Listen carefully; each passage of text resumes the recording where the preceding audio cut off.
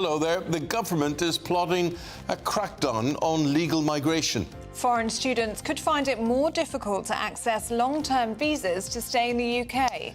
But as the number of small boat migrants passes 10,000 this year alone, is net migration on an upwards trend? Liverpool win the Premier League for the 20th time, equalling Manchester United's record in Arne Slot's first season and for the first time in front of their own fans since 1990.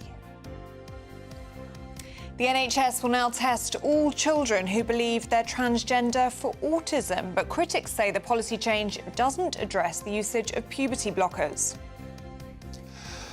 The Pope's parting gift. Donald Trump warms to Volodymyr Zelensky as ceasefire talks enter a crucial stage, and the American president claims Ukraine is ready to give up Crimea. Rural area, you're obviously a fair way from a hospital, you know, you're 20 miles from a hospital, same with the doctors as well. Farmers are facing a mental health crisis. Over 90% say they're suffering. Just when will the government start supporting our nation's food providers?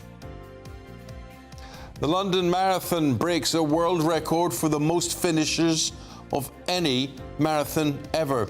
That says the father of two of the girls who lost their lives in the Southport murders finished the race in their daughter's memory.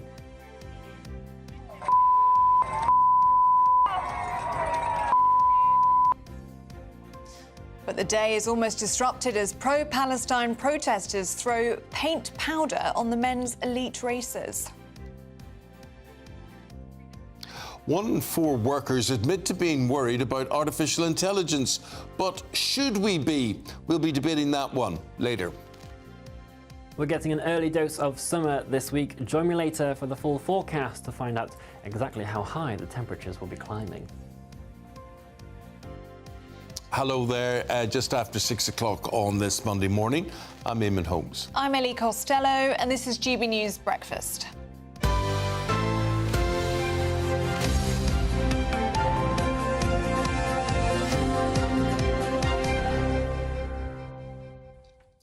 Ellie, welcome back. What a week you have had. What a week we've had. It was this time last week when we were announcing the death of the Pope. Yes, on a Monday, yeah. Yeah, last Monday, and then it was a whirlwind week after that, but amazing to be there. Such an honour. It really was, and a privilege. And the atmosphere, yeah, just once in a lifetime. Yeah, it really was, yeah. I mean, for the funeral on Saturday, it was like, I'd describe it as a carnival atmosphere in the streets, like people wanting to get into the Vatican, lots of young people there. And then all of a sudden, the funeral mass started and it was solemn silence. It was incredible. There's never been a funeral of a pope like this, is there? Yes. Of all the years. Yeah, but not this, but this is huge. Well, Pope John Paul I know it's Paul big. II was... John Paul bigger. II maybe, but then there's been a few since then, but it's never been the size of this, surely. it has been. You think it has? Yes. Pope John Paul II was huge. Yeah. I think it was something like 5 million people. Pope John Paul II's a saint, for goodness sake. Yeah. Yeah. Yes. And he was Pope for something like 20 Well, listen, they're sending me to the conclave, by the way, just so you know. I'm going to be covering the conclave. Here, we're talking about celebrations. What about Anfield yesterday? First of all, Paul is a Tottenham supporter. Yeah. They were there to spoil the party, didn't happen. I am a Manchester United supporter. And our record now has been equalled by Liverpool and surpassed by Liverpool because Liverpool have won far more European Cups, of course. So respect where respect is due from both of us there. And that's as far as we will go as covering Liverpool winning the Premier League. I tell you what they do. If you've ever been to Anfield and heard a rendition of You'll Never Walk Alone, it is amazing. Absolutely. It makes the hair stand up on the back of your neck. And they did an amazing rendition yesterday. They did with the players linking Yes. Wow. I was at the Champions League final when Spurs lost there, and I was right in the middle of it. I was on the pitch at the time. And what they did was said, well, we'll have the themes from each song from each club. And not many clubs have songs like We'll Never Walk Alone. So Spurs did say they like Glory, Glory, Tottenham Hotspur. It wasn't really the song of the club. And then the whole of the other end sang that. And when they did You Never Walk Alone, and you know that's the moment you think... You just give up. I think we're beaten. It really, it does. It makes the hairs on the back of the neck. Well, Jerry and the Pacemakers in the 60s. Indeed. And you're going to be talking about what went on yesterday at Anfield very, very shortly, and we'll be back across to you, Paul, for that. Thanks, Coity. Now, Sir Keir Starmer is gearing up to launch a crackdown on immigration. Plans include tougher rules to stop foreign students accessing long-term visas by working in low-paid jobs, for example, as care workers or shop assistants. But despite this, net migration is rising and asylum claims are still at record levels. Since January alone, 10,000 small boat migrants have arrived. So will Labour make good on their promise to crack down on it, or is it just a bid to ward off the threat of reform in this local council election week? Let's get the thoughts of political commentator Eamonn Bogal on this one. Eamonn, good morning. Lovely to see you. Good morning, Eamonn. Do you know, I'll tell you where I have a problem with this, Eamonn. For instance, I was out at the weekend, and everywhere I went to, there were people from Serbia, there were people from all, non-European countries. But the thing is, they were all working in jobs, they were all highly educated, they talked really well, we needed them doing those jobs. And I sit and think, what is your problem? What do you mean you're going to stop people doing these jobs? Because no one here wants to do them. Well, good morning, Eamonn. Well, look, this is more smoke and mirrors from Labour. We've heard it all before a few weeks ago. Look, the truth is, Eamonn, we have in this country 9.4 million people who are economically inactive.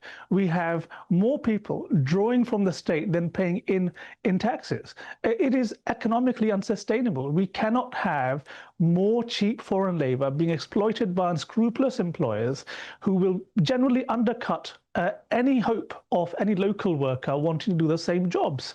Now, the truth of the matter is, Eamonn, Labour are stuck in this pincer moment. One side, you've got Reform holding their feet to the fire on, record number of illegal migration and net migration. And of course, on the other side, Labour are stuck facing sectarian politics, which they have fanned for so long with their identity politics.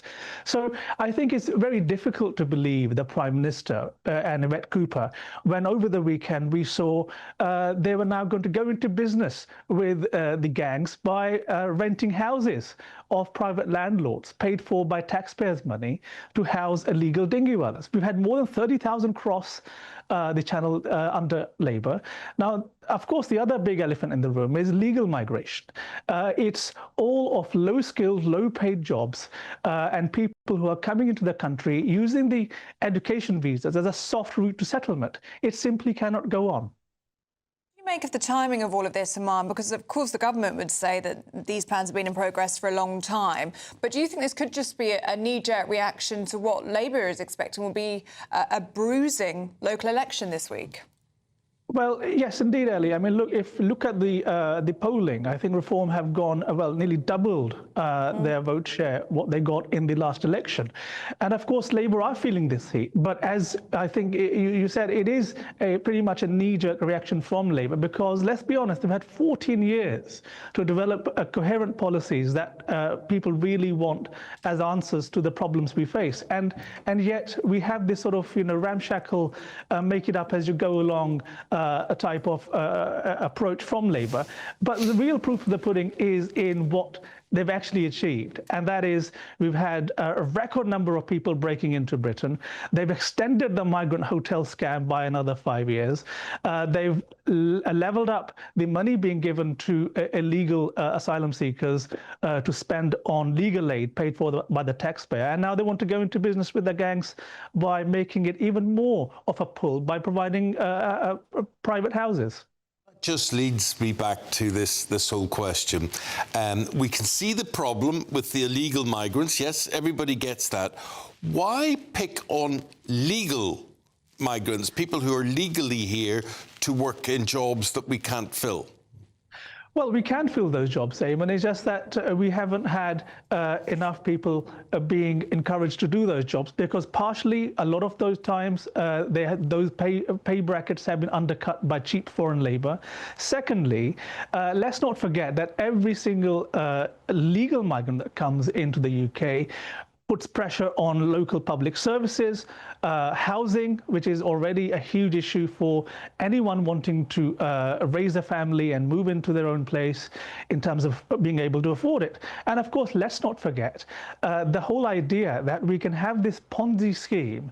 It's a scam, because over their working life, an average low-skilled, low-paid migrant is going to be a net draw on public expenditure and public services. It's unsustainable.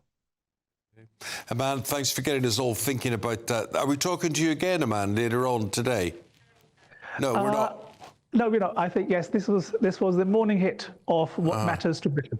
Right, what matters? It does matter to Britain. You know, man, I remember I joined Ulster Television when I was 19 years of age, and at 22, from 19 to 22, I was still working in my bar job that I had. So I was presenting the tea time news. So I'd suddenly say to people, that's it, we'll be back tomorrow night, 6 o'clock again. This is a programme called Good Evening Ulster. And eventually my bar manager came to me. I was the under manager, and he came to me and he said, Eamonn, what's all this business? You're serving them up the news at 6 o'clock, and at 7:30 you're serving them up pints here in the bar. What's that all about? I said, Pat, this TV business, it probably won't last. And he pulled my bow tie and he said, it'll last. And that was the end of me there. But my point is this.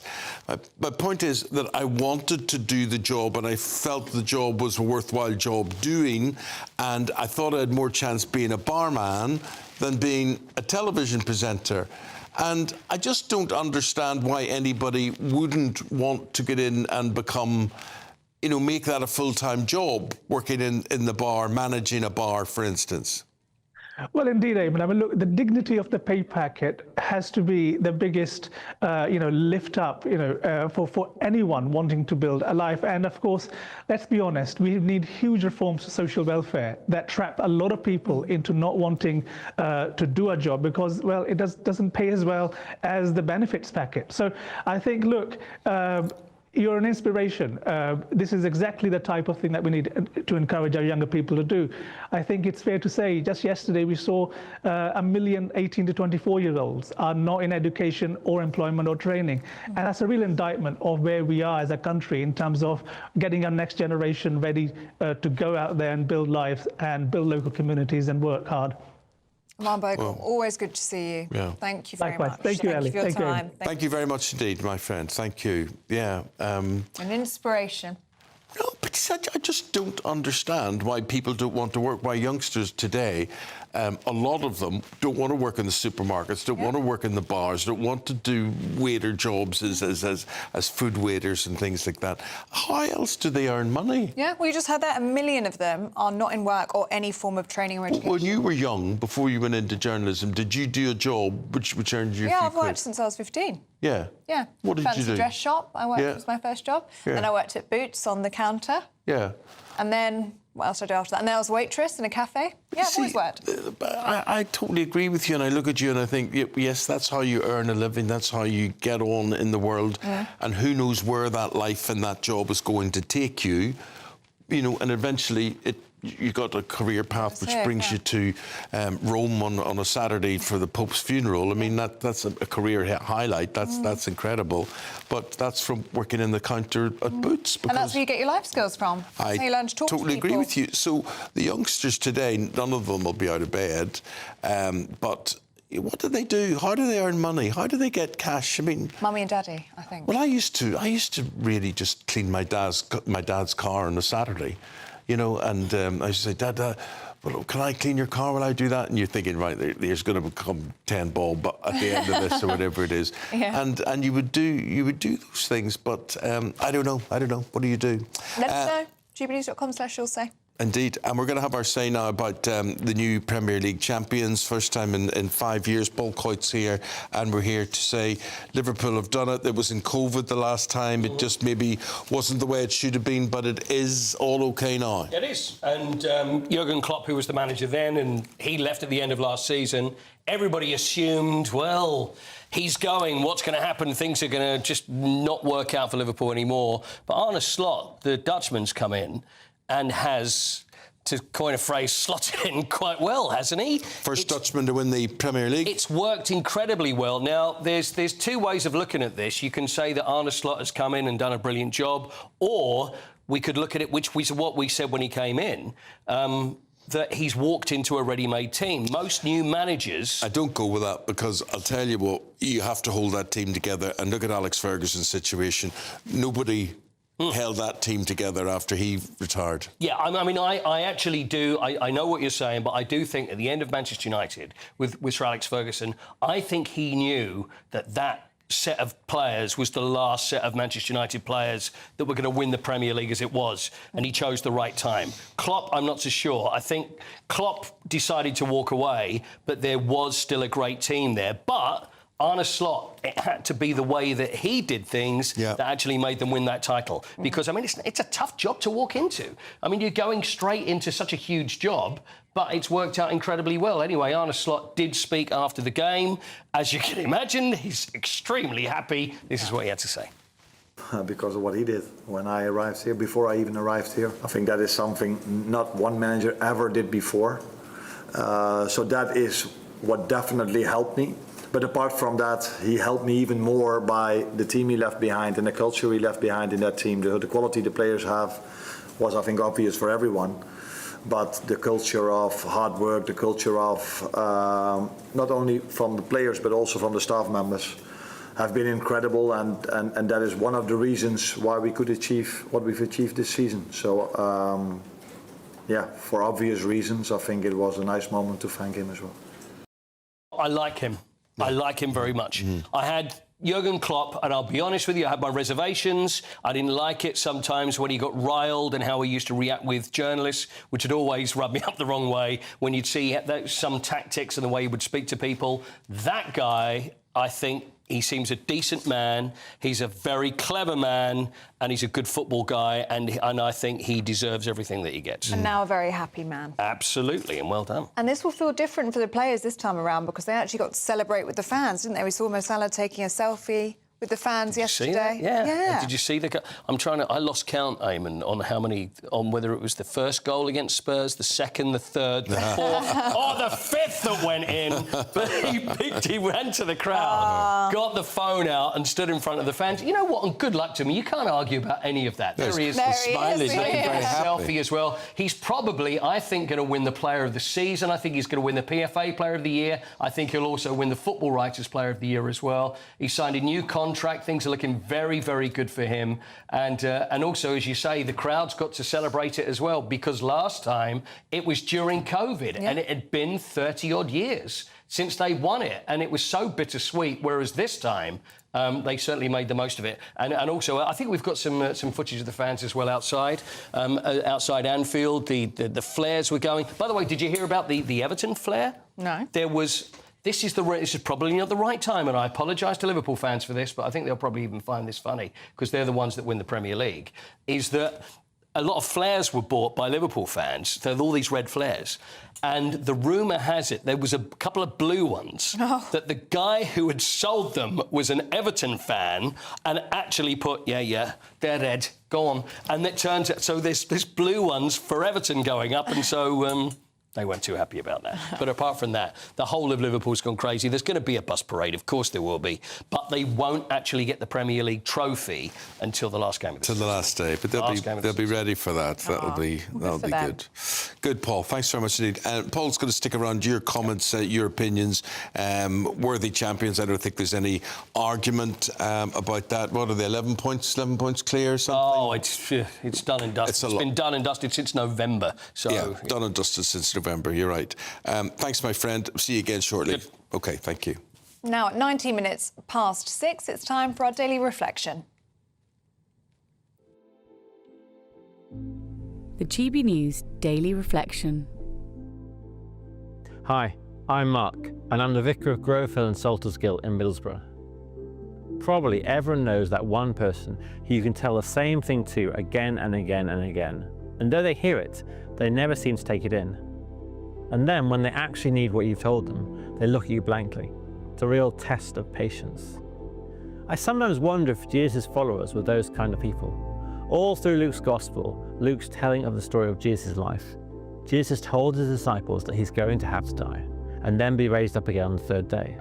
So perhaps it shouldn't have been such a surprise to them that a few days after Jesus' death on the cross, they're told that Jesus has been seen alive again. Yet they don't believe. Later that day, Jesus himself appears to them. They're shocked and confused, so Jesus explains to them that he's not a ghost. Their terror turns to joy, but even then the Bible says they still did not believe it. They'd forgotten what Jesus had taught them. I would have run out of patience at this point, probably shrug my shoulders and mutter something about wasting my entire time on them. But Jesus is not like me. Instead, he patiently opens up the Bible to explain to them why this happened as it did. If I'm honest with myself, I'm like the disciples, forgetting the good news I've been told 1,000 times over and needing things patiently explained to me again and again. And as I see how patient Jesus is with me, it helps me be that much more patient with others as well.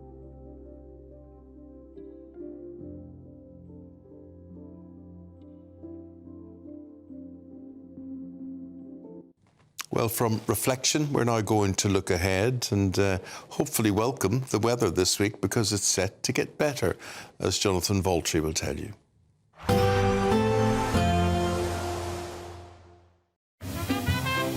Heavy showers first thing will be followed by a warm, cosy day. Boxed boilers, sponsors of weather on GB News. Hello there, a very good morning to you. This is your GB News weather forecast provided by the Met Office. It's going to be feeling like an early dose of summer for many of us this week, with temperatures on the rise and lots of sunshine on the cards, courtesy of this area of high pressure that is building its way in, keeping it dry and settled. But we do have this weather front just skirting the far north of Scotland this morning, so there will be some outbreaks of rain, particularly for the Isle of Lewis and Harris, over towards Caithness and Sutherland, maybe just fringing into Orkney as well. This rain band is slowly moving its way northwards, and as it does so, it's taking some of that cloud with it. So as we head into the afternoon, we will start to see the skies brightening a bit more, particularly for central, eastern and southern areas of Scotland.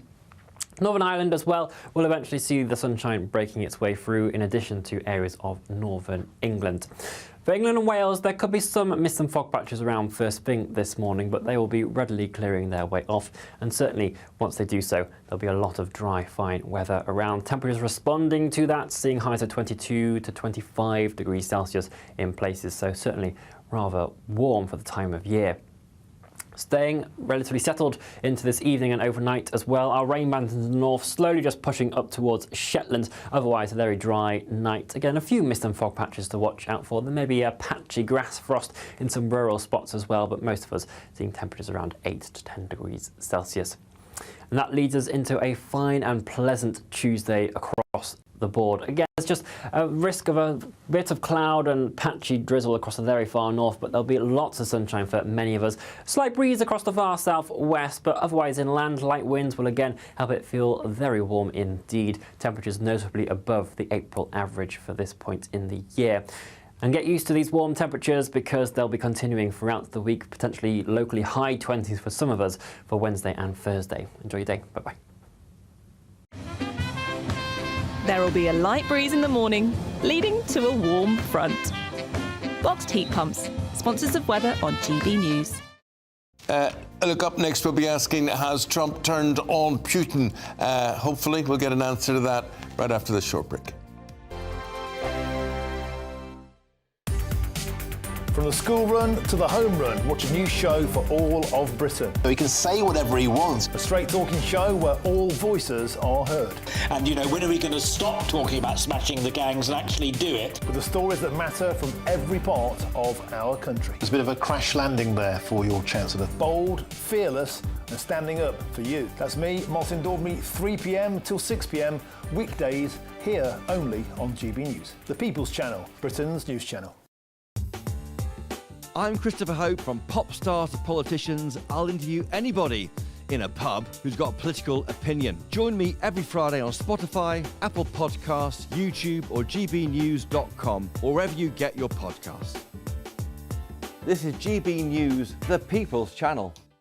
Good Afternoon Britain isn't just about us. The wonderful thing about this programme is it's about everyone watching. It's an interactive programme. Well, there absolutely is something to see here, and we're going to be talking about it more. Whether it's breaking royal news, please bring us up to date, or indeed a particularly punchy speech in the House of Commons. Very, very curious. We bring it to you live, and then we bring you live reaction as well. That's Good Afternoon Britain, weekdays from midday. Only on GB News, the People's Channel, Britain's news channel.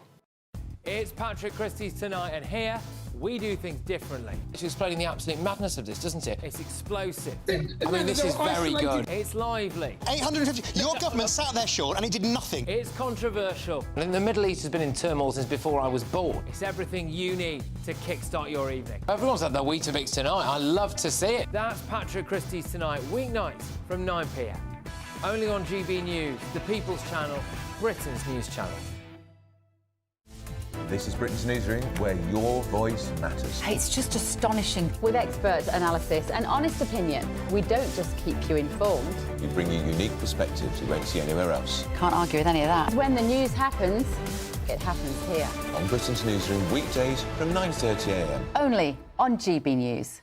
We're proud to be GB News, the People's Channel. And as you know, we always love to hear your views. Now, there's a new way of getting in touch with us at gbnews.com/yoursay. By commenting, you can be part of a live conversation and join our GB News community. You can even talk to me, Bev Turner, or any of the members of the GB News family. The royal family is an enduring symbol of tradition, unity and pride for Britain. At GB News, we celebrate what makes this country great. In our new royal newsletter series, you can join me, Cameron Walker, for Inside the Palace, an exclusive look every week that takes you beyond the gates and brings you the very latest from those at the heart of the monarchy. Never miss a royal moment again. Sign up now. Go to gbnews.com/royal newsletter and get the latest straight to your inbox.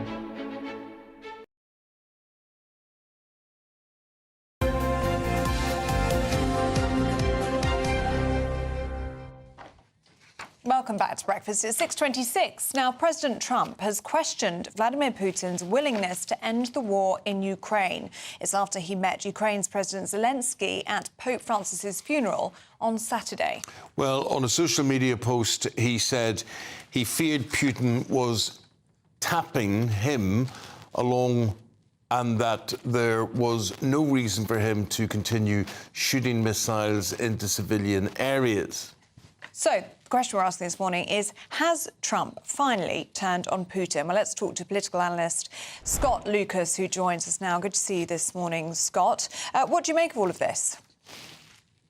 Well, I think the immediate context for Donald Trump finally lashing out at Vladimir Putin was, of course, that dramatic 15-minute meeting that he had in the Basilica of the Vatican with the Ukrainian President Volodymyr Zelensky on the sidelines of Pope Francis's funeral.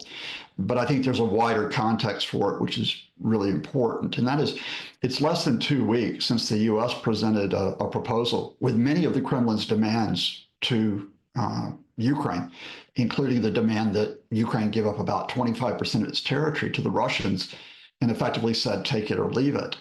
Now, last week, Ukraine, supported by its European partners, said, well, no, we're not going to take this deal. You know, you're asking us to give up our sovereignty, to give us much of our territory, and while lifting sanctions on Russia.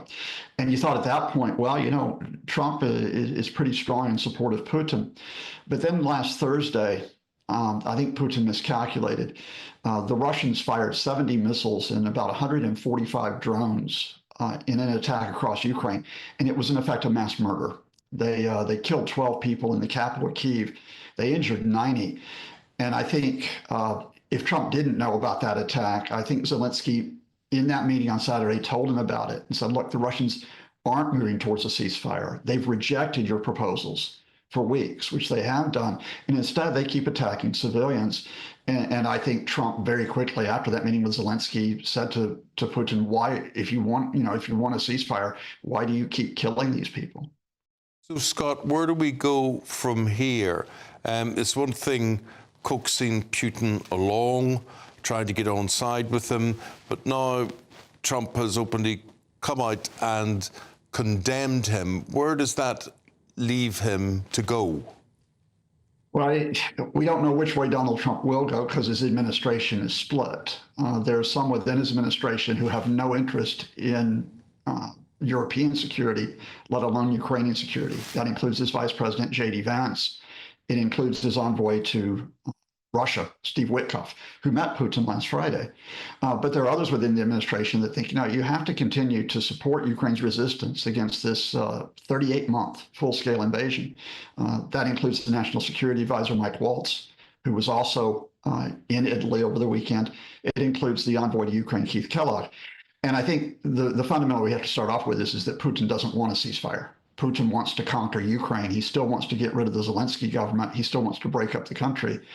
And you have to say, if he's not interested in that, then the question really is, how long do you keep sustaining Ukraine against these Russian attacks? We know that Europe is upping its game. We know that the UK, as well as France and Italy, and you're showing a couple of the leaders there, they will support Ukraine. Will the Trump administration finally be the adults in the room and realize, look, it's not a question of Ukraine attacking Russia. It's Ukraine fighting for its life. And you need to be part of that rather than standing to the side. There, thanks for your analysis and your take on things. Scott Lucas is from the University College Dublin. Thank you. Thank you. Thanks. Now, it feels like summer is finally on the way, and imagine where you could be going this summer if you won our biggest ever Great British giveaway. Which is the motorhome. The motorhome is pretty expensive. It's worth nearly 70 grand, and there's 5 grand in tax-free cash on top of that to put your petrol in there. It all comes together to about 72 grand, and it could be yours. Courtesy of Marquis Leisure, you could be driving away with this brand new Elnag Baron 560 motorhome. It comfortably sleeps 4, comes with sky roof, integrated kitchen and bathroom, and is worth over £67,000. And that's not all, as we'll also give you a further £5,000 in tax-free cash to make sure that wherever this motorhome takes you, it takes you there in style. For another chance to win the lot, text WIN to 63225. One entry costs £2.50 plus 1 standard network rate message, or text bonus to 63225. 5 entries cost £5 plus 1 standard network rate message. Go to gbnews.com/win. Entries start at £2.50. Call 0903 686 3232. Calls cost £2.50 plus your network access charge. Or post your name and number to GB13 PO Box 8690 Derby DE1 9TT. UK only. Entrance must be 18 or over. Lines close at 4 p.m. on the 6th of June. Please check the closing time if listening or watching on demand. Good luck. And as if that wasn't good enough, we've got Dawn Neeson, we've got Christopher Biggins, they've got the newspapers, talking to them about those after this. Westminster, the ultimate clique. And you're fighting like rats in a sack. But here on the Camilla Tominey Show, we ask the questions the establishment media is too scared to ask. OK, let me ask you a straight question, because I know you're a straight-talking politician. Whether it's net zero, illegal immigration or law and order, nothing is off limits. You had the power then. Yeah, as I and say, now you've lost it. That's the Camilla Tominey Show, a politics show that's fearless. But no, let me finish my question if you don't mind, because it is my show. Sundays at 9:30, only on GB News, the People's Channel, Britain's news channel. Hi, I'm Michelle Giuffre, and my show is your opportunity to cut through all the noise and dive in headfirst to some robust debates. Ideas clash. Situation, isn't it? Because the failure is you're deliberately avoiding my point. Nothing's held back, And if you think this is the end of it, wait for more. and we do not shy away from the difficult stuff. Sometimes I want to shake people and say, if only you understood. So join me on Jubes & Co. weeknights at 6 p.m. only on GB News, Britain's news channel. From the school run to the home run, watch a new show for all of Britain. So he can say whatever he wants. A straight-talking show where all voices are heard. And, when are we going to stop talking about smashing the gangs and actually do it? With the stories that matter from every part of our country. There's a bit of a crash landing there for your Chancellor. Bold, fearless and standing up for you. That's me, Martin Daubney, 3 p.m. till 6 p.m. weekdays here only on GB News. The People's Channel, Britain's news channel. Good Afternoon Britain isn't just about us. The wonderful thing about this programme is it's about everyone watching. It's an interactive programme. Well, there absolutely is something to see here, and we're going to be talking about it more. Whether it's breaking royal news, please bring us up to date, or indeed a particularly punchy speech in the House of Commons. Very, very curious. We bring it to you live, and then we bring you live reaction as well. That's Good Afternoon Britain, weekdays from midday. Only on GB News, the People's Channel, Britain's news channel. The royal family is an enduring symbol of tradition, unity and pride for Britain. At GB News, we celebrate what makes this country great. In our new royal newsletter series, you can join me, Cameron Walker, for Inside the Palace, an exclusive look every week that takes you beyond the gates and brings you the very latest from those at the heart of the monarchy. Never miss a royal moment again. Sign up now. Go to gbnews.com/royal newsletter and get the latest straight to your inbox. No matter the state it's in, this is our nation. Join me, Jacob Rees-Mogg, for a genuine, honest discussion on where we have been, where we are going, and where we are with the people who set the direction. That's State of the Nation every Monday and Tuesday at 8 o'clock, only on GB News, the People's Channel.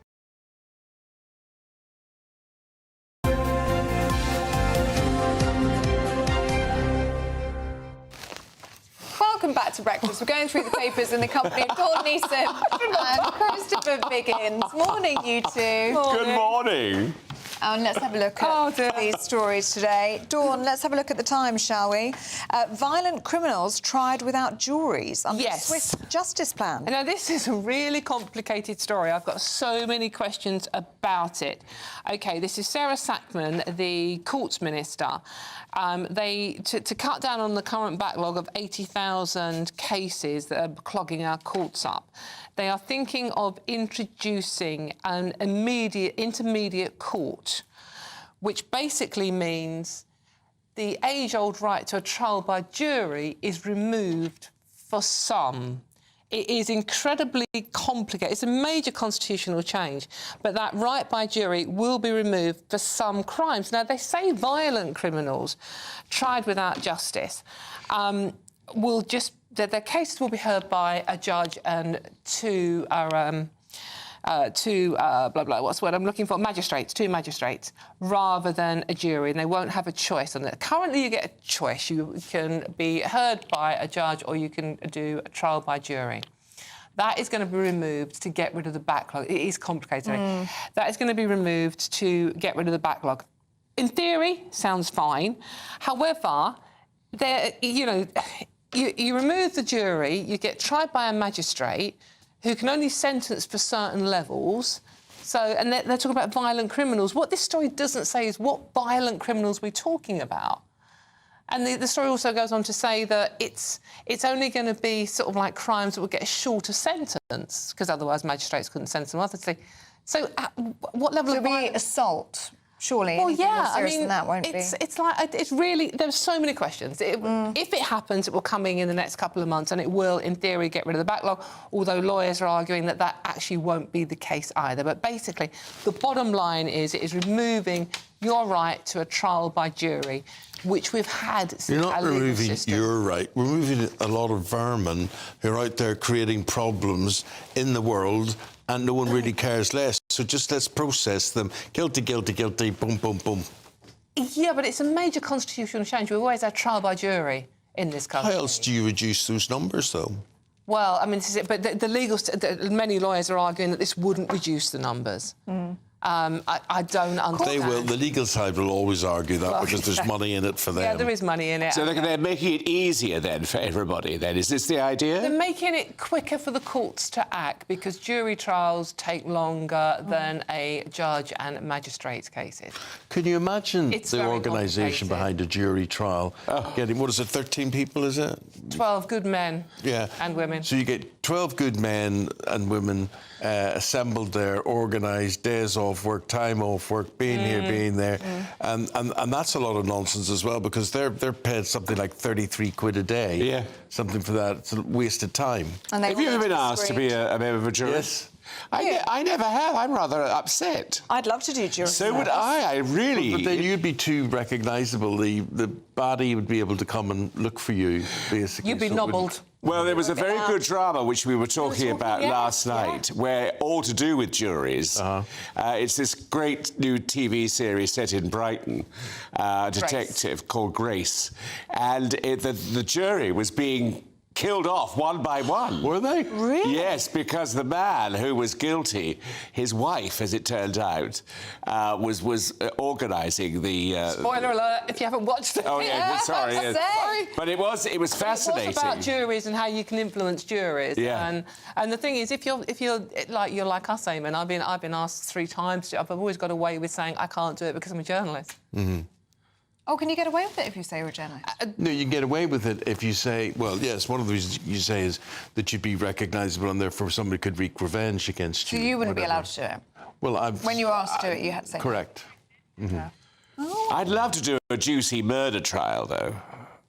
I would love that. Big responsibility, that, isn't it? It is, but I think it's fascinating. That's why I love all those dramas on television. Then can you imagine being given a case where it's really ghastly and they've got to hear all the details? Awful. Well, I don't know. I quite like that. Yeah, you'd probably get a really long, complicated fraud case where it's like, oh my God, I don't. Oh yeah, I wouldn't want that. I wouldn't want that. Well, at this stage, I'm ruling that we're going to the break, and you guys will be here after this. Hear you, hear you, hear you.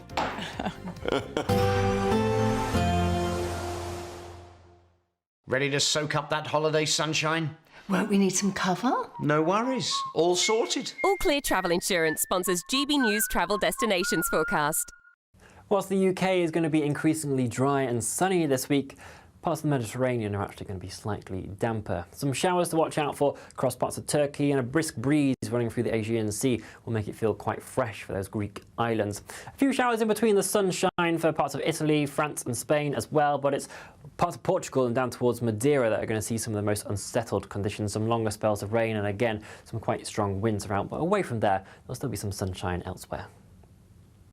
All Clear Travel Insurance sponsors GB News Travel Destinations Forecast.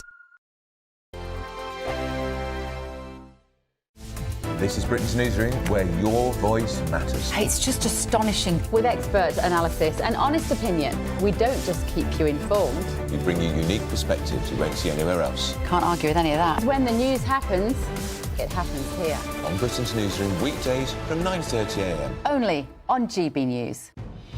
Good afternoon, Britain. Weekdays from midday. A monumental breakthrough. Scientists have revealed that they've found strong evidence of alien life. Just 124 light years away. Which is quite far, isn't it?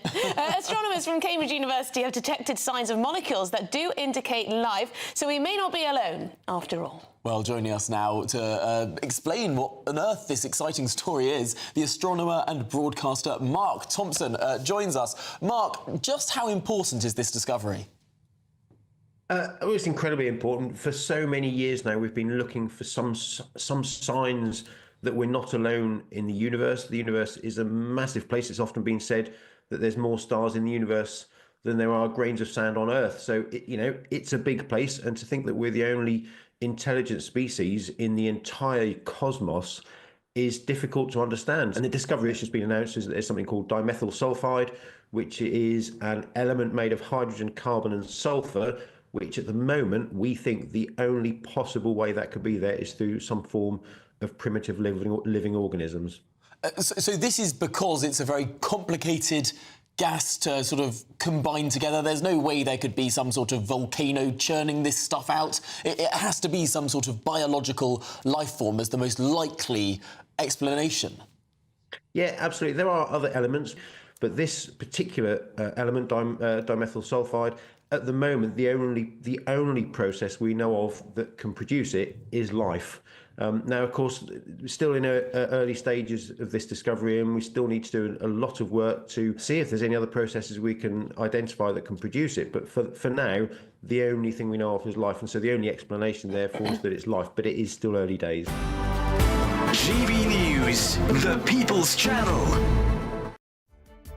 What is the state of our economy? What is the state of our National Health Service? What is the state of our schools? What on earth is going on? Understanding Britain means understanding the state we are in. This is State of the Nation with me, Matt Goodwin, Wednesdays, Thursdays and Fridays from 8 p.m. on GB News. In the GB newsroom, we bring you the news as it happens. With our team of dedicated journalists across the UK, We're ready to keep you up to date with what's happening every half an hour, every single day.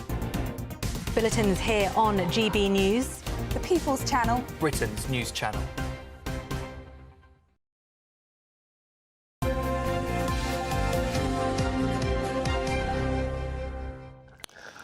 We've got Dawn and we've got Christopher, and they're going through the papers today and stories that are grabbing their attention. Chris, this is an interesting one. Front page of the Telegraph, and they're talking about tests on youngsters who have autism. And why do they think this test, what do they think this test will prove? Well, they think that, I don't know, because I find it very complicated as a 76-year-old man. This never happened years ago. So what we're talking about is that there is this link between people who have autism. There are those who are saying, and transgender autism, you're more likely to want to be transgender. Yes, that's right. Now, someone's come up with this idea, and now the NHS, who have no money and can't afford anything, are going to be doing a lot of research into this and trying to help people. And we never had this, did we? I mean, it's a complicated business. Suddenly, everything now that we used to solve as human beings is now having to be taken and making something special of. Mm. But why? Sorry, wait a minute. My producer's speaking to me. Oh, we're going to Westminster now, right? So we're all going there. The Health and Care Minister, Stephen Kinnock, you'd be glad I'm not going to ask him about transgender people and autism. But, Stephen, the health services, which you're talking about today, and you think you can change things, you can speed things up because of the NHS app. Now, how would that be done? Well, that's absolutely right. Technology has got huge potential to change the way we deliver health services in our country, but we inherited a mess, really, where many of the trusts were not connected to the app. The app's got great potential in terms of helping to prevent missed appointments, save staff time, save money on all those letters that get sent out.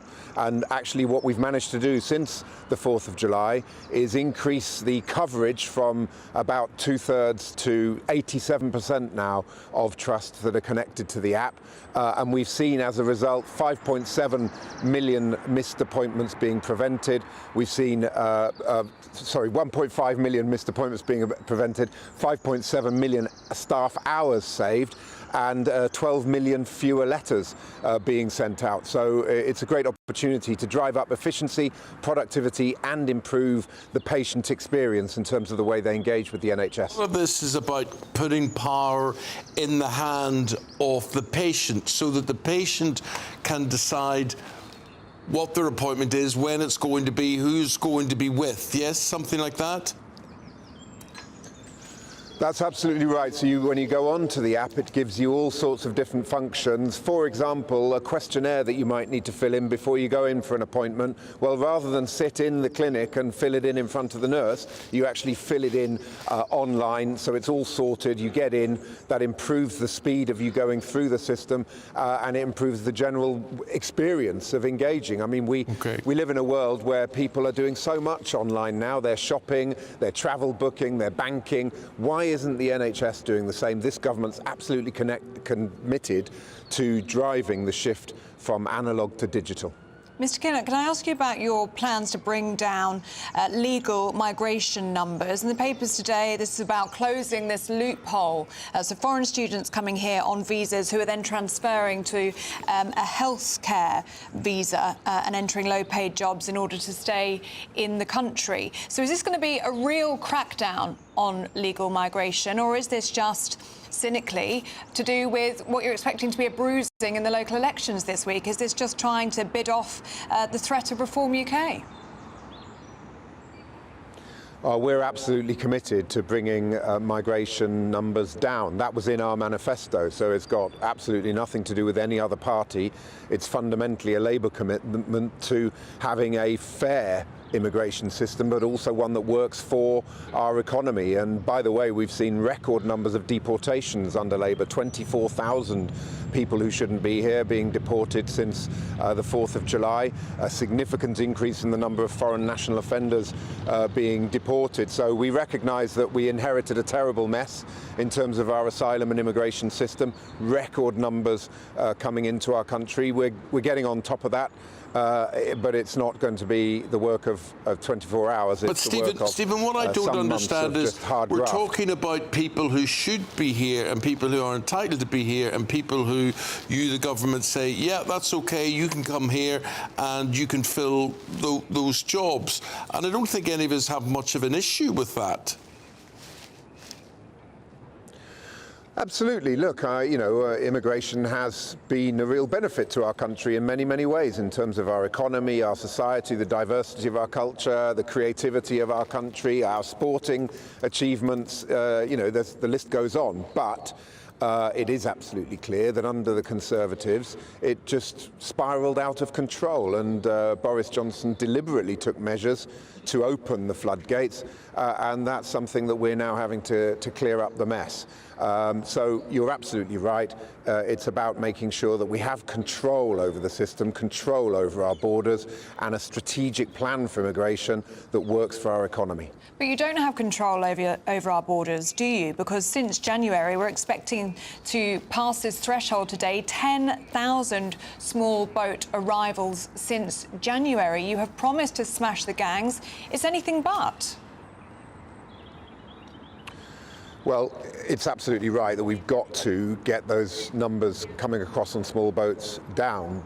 The Prime Minister and the Home Secretary are absolutely committed to doing that. We've set up the Border Control Agency. We are working to smash the gangs through work with our international partners. We've got to stop this problem at source. Also very encouraging to see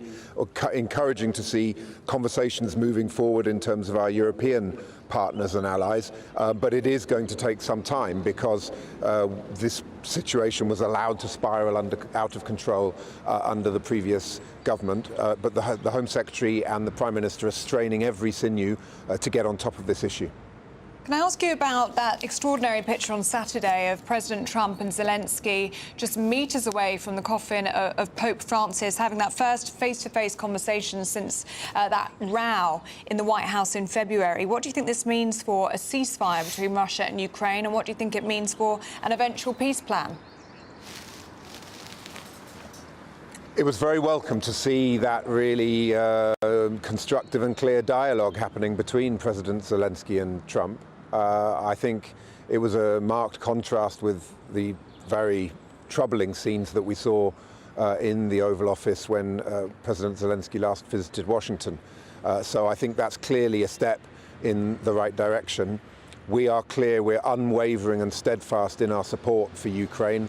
We will continue to support the Ukrainians. It is up to Ukraine to determine what its conditions are for a peace deal. We all want peace, but of course it can't be peace at any cost for the Ukrainian people. And the Prime Minister, the Defence Secretary, the Foreign Secretary are absolutely steadfast in their support for President Zelensky and the brave people of Ukraine who have stood up against the barbaric invasion of the Russians.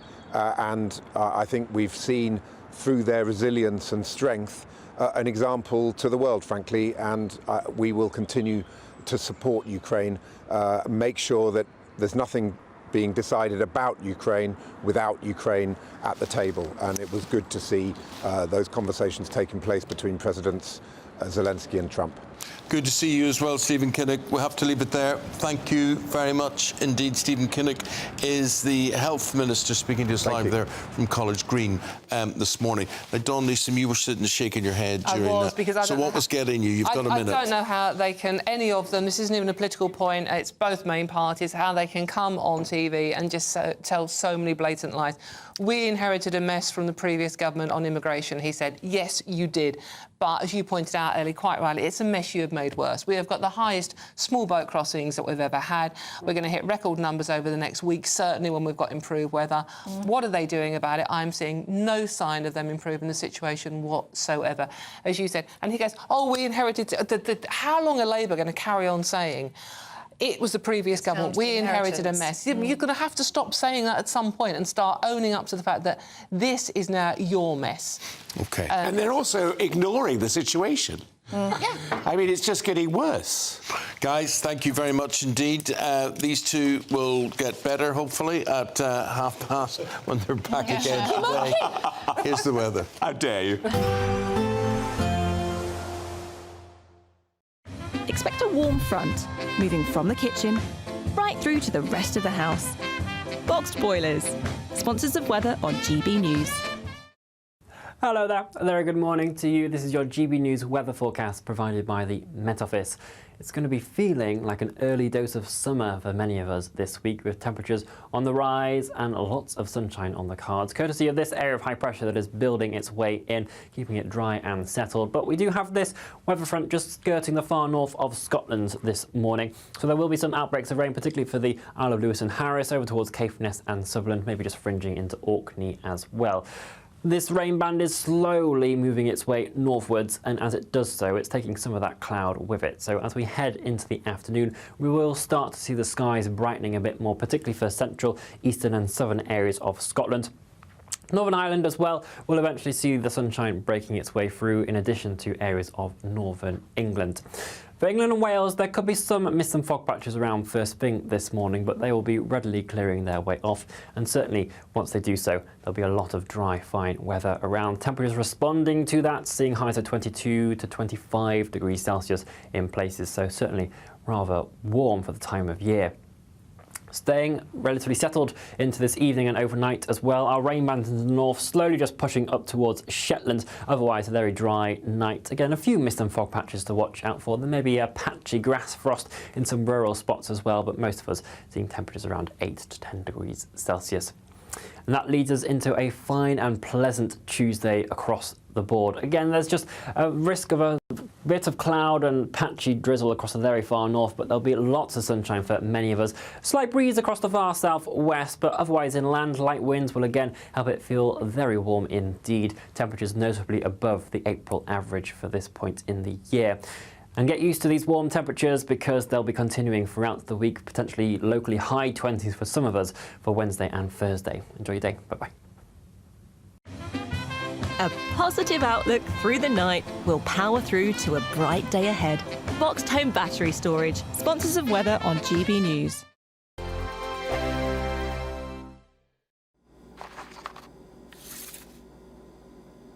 Crash Law 24 sponsors GB News Traffic and Travel Report.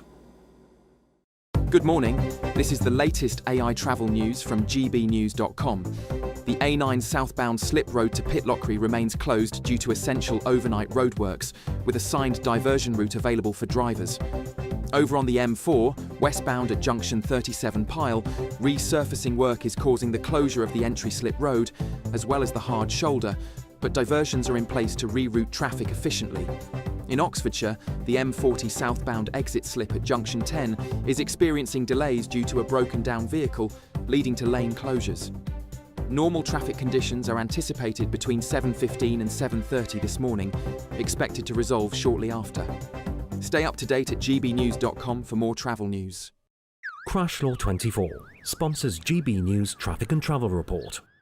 Courtesy of Marquis Leisure, you could be driving away with this brand new Elnag Baron 560 motorhome. It comfortably sleeps 4, comes with sky roof, integrated kitchen and bathroom, and is worth over £67,000. And that's not all, as we'll also give you a further £5,000 in tax-free cash to make sure that wherever this motorhome takes you, it takes you there in style. For another chance to win the lot, text WIN to 63225. One entry costs £2.50 plus one standard network rate message, or text BONUS to 63225. 5 entries cost £5 plus 1 standard network rate message. Go to gbnews.com/win. Entries start at £2.50. Call 0903 686 3232. Calls cost £2.50 plus your network access charge. Or post your name and number to GB13 PO Box 8690 Derby DE1 9TT. UK only. Entrance must be 18 or over. Lines close at 4 p.m. on the 6th of June. Please check the closing time if listening or watching on demand. Good luck. On Thursday, the 1st of May, voters across England go to the polls. In a series of council elections, mayoral elections, and one crucial by-election. They'll vote on the local issues that matter to them and let the parties know where they stand. We'll be here throughout the night. Live around the country. As the first results come in. And from 6 a.m. on Friday morning, as it all becomes clearer, we'll be here to discuss what it means for you. Vote 2025, the people decide, from 11 p.m. on Thursday. Only on GB News, Britain's news channel. We're proud to be GB News, the People's Channel. And as you know, we always love to hear your views. Now, there's a new way of getting in touch with us at gbnews.com/your-say. By commenting, you can be part of a live conversation and join our GB News community. You can even talk to me, Bev Turner, or any of the members of the GB News family.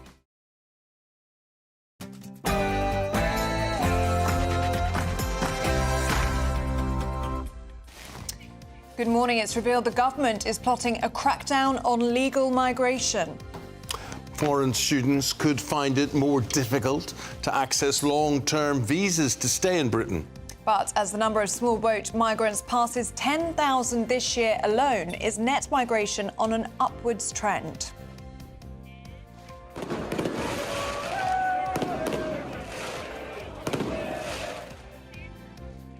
Well, Liverpool win the Premier League for the 20th time, equalling Manchester United's record in Arne Slot's first season and for the first time in front of their fans since 1990. The NHS will now test all children who believe they're transgender for autism. So transgenderism and autism, are they linked? That is the question.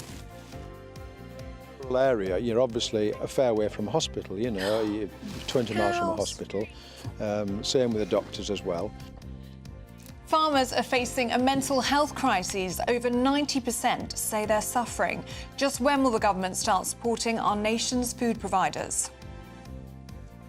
And the London Marathon broke a world record for the most finishes of any marathon ever. That says the fathers of 2 of the girls who lost their lives in the Southport murders finished the race in their daughter's memory.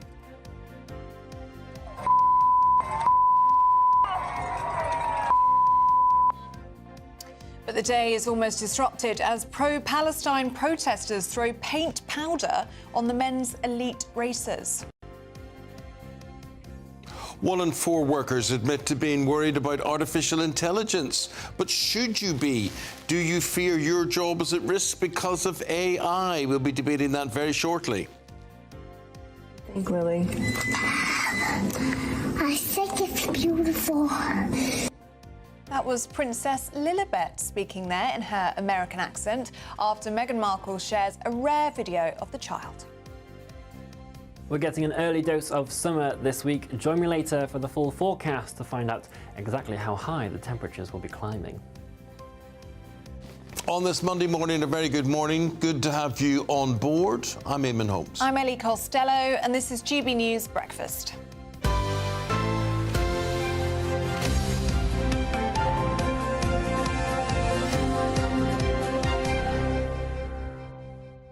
We're delighted to have Ellie back in the studio after her amazing experience in Rome It was amazing. Last week. Yes, it was an absolutely incredible experience, yes. The world's press just descended on this little pen inside St Peter's Square, and we were all about, probably as close together as you and I are right now, and just all of the different languages going live at exactly the same time. But you got interviewed, didn't you, by other TV stations? I saw that. Yes. So who spoke to you? So a few Spanish TV stations, because it was incredible, just all those different countries and languages just broadcasting together. So it got to the point, I think, day 3 or 4 of the coverage, they were like, can we interview you We've got nobody about covering this experience? Everybody speak to each other. Everyone just started interviewing each other, yeah. It was quite an experience, yeah. Well, and then well done. Good job there. Thank you. The Liverpool situation, so they're back on their perch. They really are. They really are. They're the best team by a long way, aren't they, in the Premier League? They've deserved it. Nobody can argue against it. I wouldn't argue against it either. And people would expect me being a Man United supporter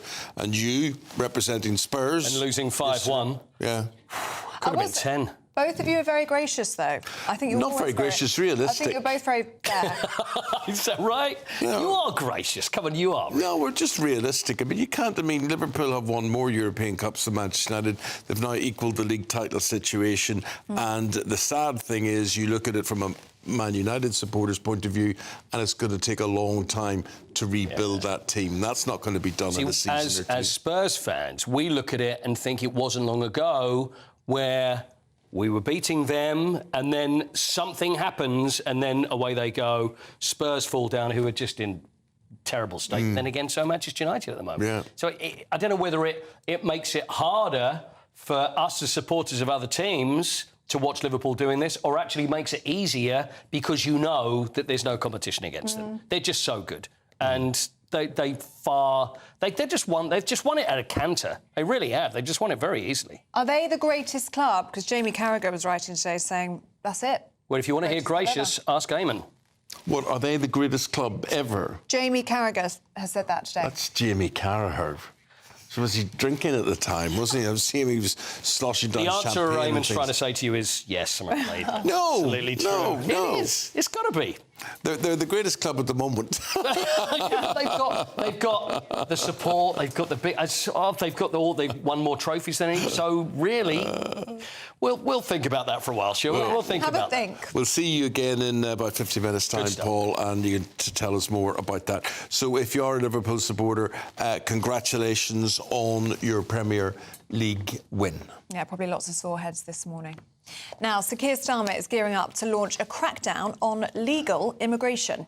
Plans include tougher rules to stop foreign students accessing long-term visas by working in low-paid jobs.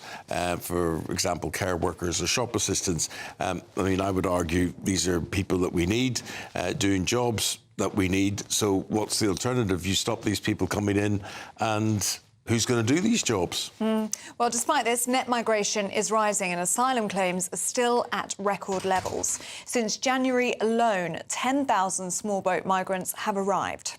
So will Labour make good on that promise to crack down, or is it just a bid to ward off the threat of reform in the local government elections this week? Well, let's get the thoughts now of Labour MP for Hartlepool, Jonathan Brash. Good to see you this morning, Mr Brash. Cynical timing, potentially, with the local elections this week that we hear this announcement about the plans to bring down legal migration numbers. Is it because you're expecting a bruising on Thursday? Well, look, I think there are going to be some tough results on Thursday. I don't think there's any doubt about that. We should just be open and honest about it. But look, I think the issue we've got here with legal migration in particular, yes, a crackdown in terms of who comes to this country is incredibly important. We've got to ensure that British workers aren't undercut. But, you know, Eamonn makes the absolutely correct point. Who's going to do these jobs? And part of the problem in this country for the last decade and a half is that we haven't trained our own people here in the jobs and skills that we need. Now, here in Hartlepool, we've got a health and social care academy that we've just opened to train people in the care skills that we desperately need. We've got a situation where we're importing construction workers into this country. And I've got an FE college in my constituency that trains construction workers, yet it's had its funding cut by the last Conservative government. It's not hard to square this circle. If we train British people with the skills that we need, we don't need the economic migration that we're getting. So yes, clamp down on people coming to this country, but also give British people the skills they need to do the jobs that we need for our country. We ask you about illegal migration because we're expecting to cross that threshold today. The warm weather, we always see more small boat crossings, don't we? But 10,000 people have crossed the Channel since January. I mean, this is a government that promised to smash the gangs. It seems like it's anything but. the numbers are far too high. And my personal view is the solution to this lies on the French coast, not the British coast. We've got to stop it at source. We've got to work with our partners to stop these boats even getting into the water in the first place. The numbers are far too high, as I say. And look, the British people are not going to be happy until those numbers start coming down. And we've got a duty as the government to deliver that. Sending millions of pounds to the French, and clearly it's not working. It clearly isn't. I'm not going to come on here and pretend that it's working. The numbers speak for themselves. So we have to break down the criminal model. I mean, the thing to remember about this, take away from the people on the boats. The people supplying these boats are some of the most evil people in the world. They're human traffickers. And I think cracking down on that criminal network is going to be the only way to solve this problem. But as I say, I think it starts on the French coast, not the British coast. And we have to ensure that they don't leave the French coast in the first place. But how long until we actually see a crackdown, though, Jonathan? Because we were just speaking to Stephen Kinnock, who, again, was talking about this dire inheritance and illegal migration numbers being through the roof when you came into power. How long are we going to hear that rhetoric for? I mean, you've had 9-10 months now, and these numbers are at record levels. I mean, I think it's important to remember that the last government had 14 years to break this system, and it is difficult to change everything in a relatively short period of time. But we have to get on with it. I'm not going to sit here and apologise for it. The British people need to start seeing results. They need to start seeing these new terrorist powers that we're using come to fruition. They need to see these gangs locked up. We are making progress in some areas. We've got record deportations at the moment in this country, which is progress on what we've had before. We are working through the asylum backlog. But the problem on the coast is massive, and we have to start solving it. And we can't be, there's no apologies. It's on our watch, and we have to fix it. Jonathan, there's a story today doing the rounds, and I just wonder if you've got an opinion on it, and that is a link. The government will be investigating a link between trans children and autism, and if the two are connected. Can you tell us anything about that? Well, look, this comes from the recommendation from the CAS review, and I believe it's out to consultation. So I think there's an opportunity for people to engage on this issue. I think more broadly, we need a lot more light and a lot less heat on this issue. I've been really despondent to see, frankly, certain people on both sides of this argument just shouting at each other. That's not doing anybody any good, and it's certainly not solving the problem. I think that we listen to the experts, we listen to the recommendations of the CAS review. It's out to consultation, and I would hope everyone would engage in that.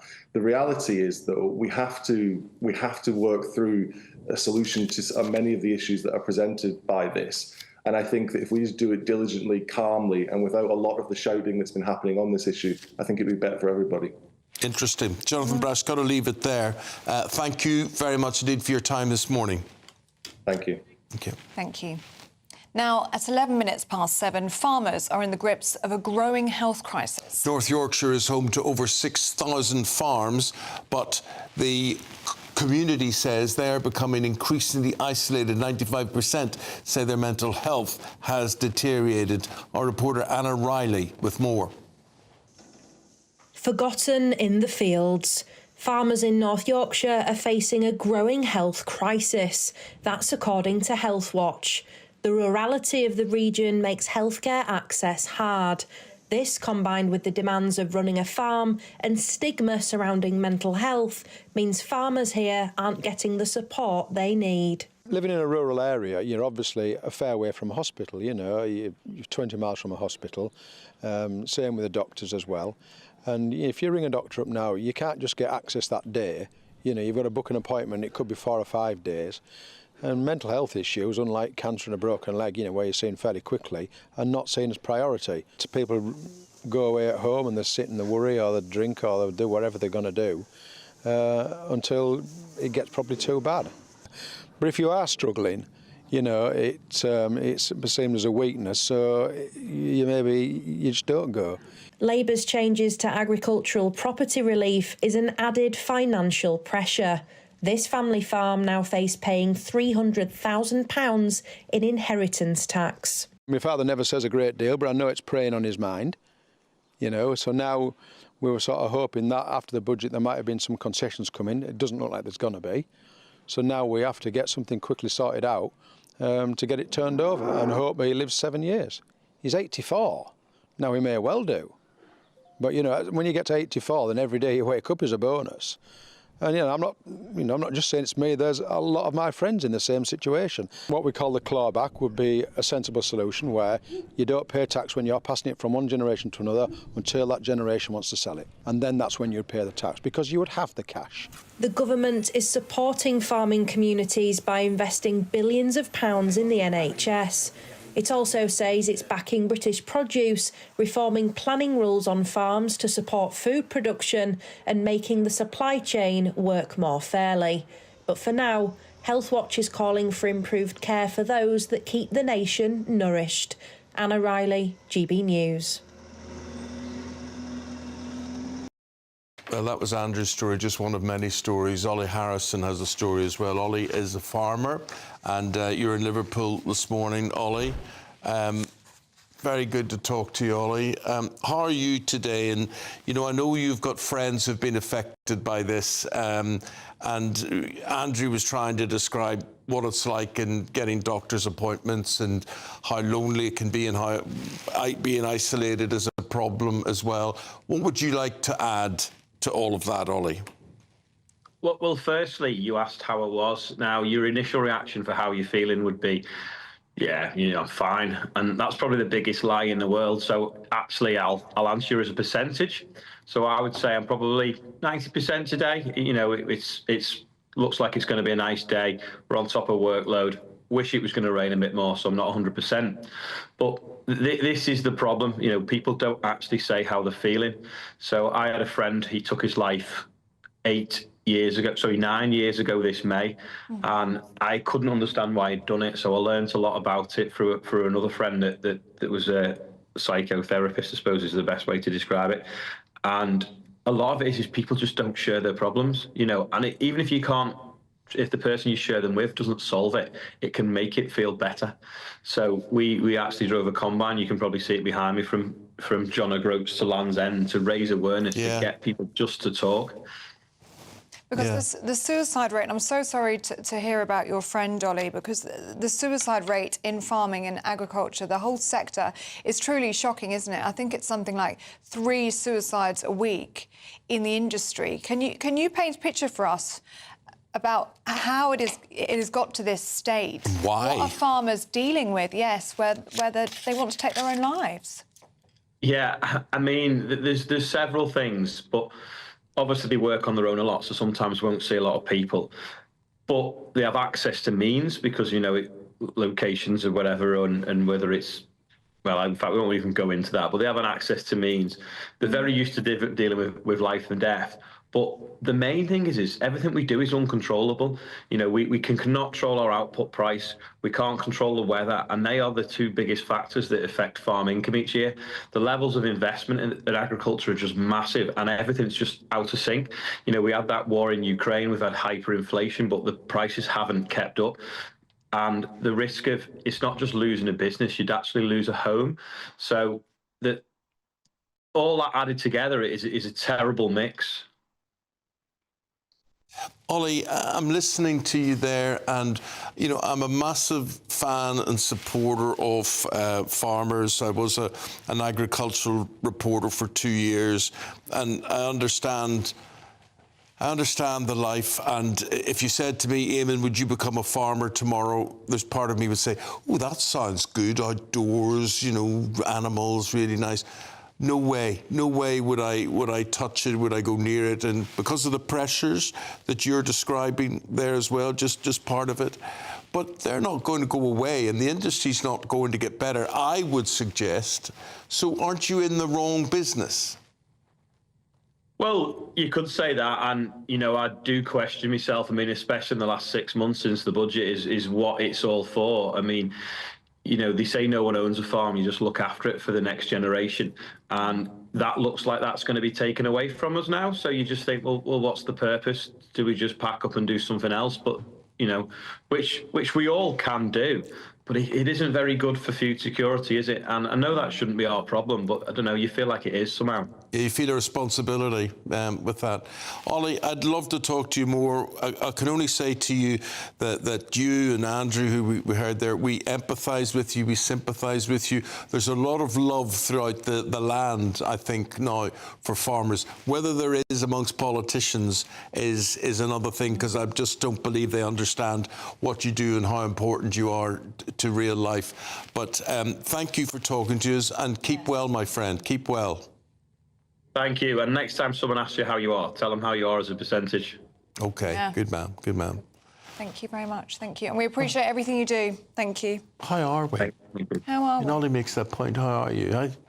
It's Monday. I think I get into Monday and I start going through the week, and I'm actually looking forward to the week because the weather's going to be good. The weather's going to be good. So hopefully I'll give myself a couple of hours in the afternoon to be outside, maybe do some paperwork outside. Yeah, get some vitamin D, that would be good. Something that would help. But a percentage is quite a good way of thinking about it, isn't it? Yes, yeah, it is a very good way. So thanks for that tip. I do empathise and sympathise with people who work in the agricultural industry, farmers, farmers' wives, farmers' children, everybody involved in it. And we're thinking of you, and something has got to be done to help you guys and make that a career that people want to be involved in and feel valued. Because it's vitally important, isn't it? It's our food, the food on our table. Yeah. If you've suffered from any of the issues that we've discussed this morning, a reminder that Samaritans are here day or night, 365 days a year. You can call them for free on 116 123, or you can email them joe@samaritans.org, or you can visit samaritans.org to find your nearest branch. Jonathan Vautry now. He's got a preview of that good weather that's coming. Hello, Jonathan. Morning.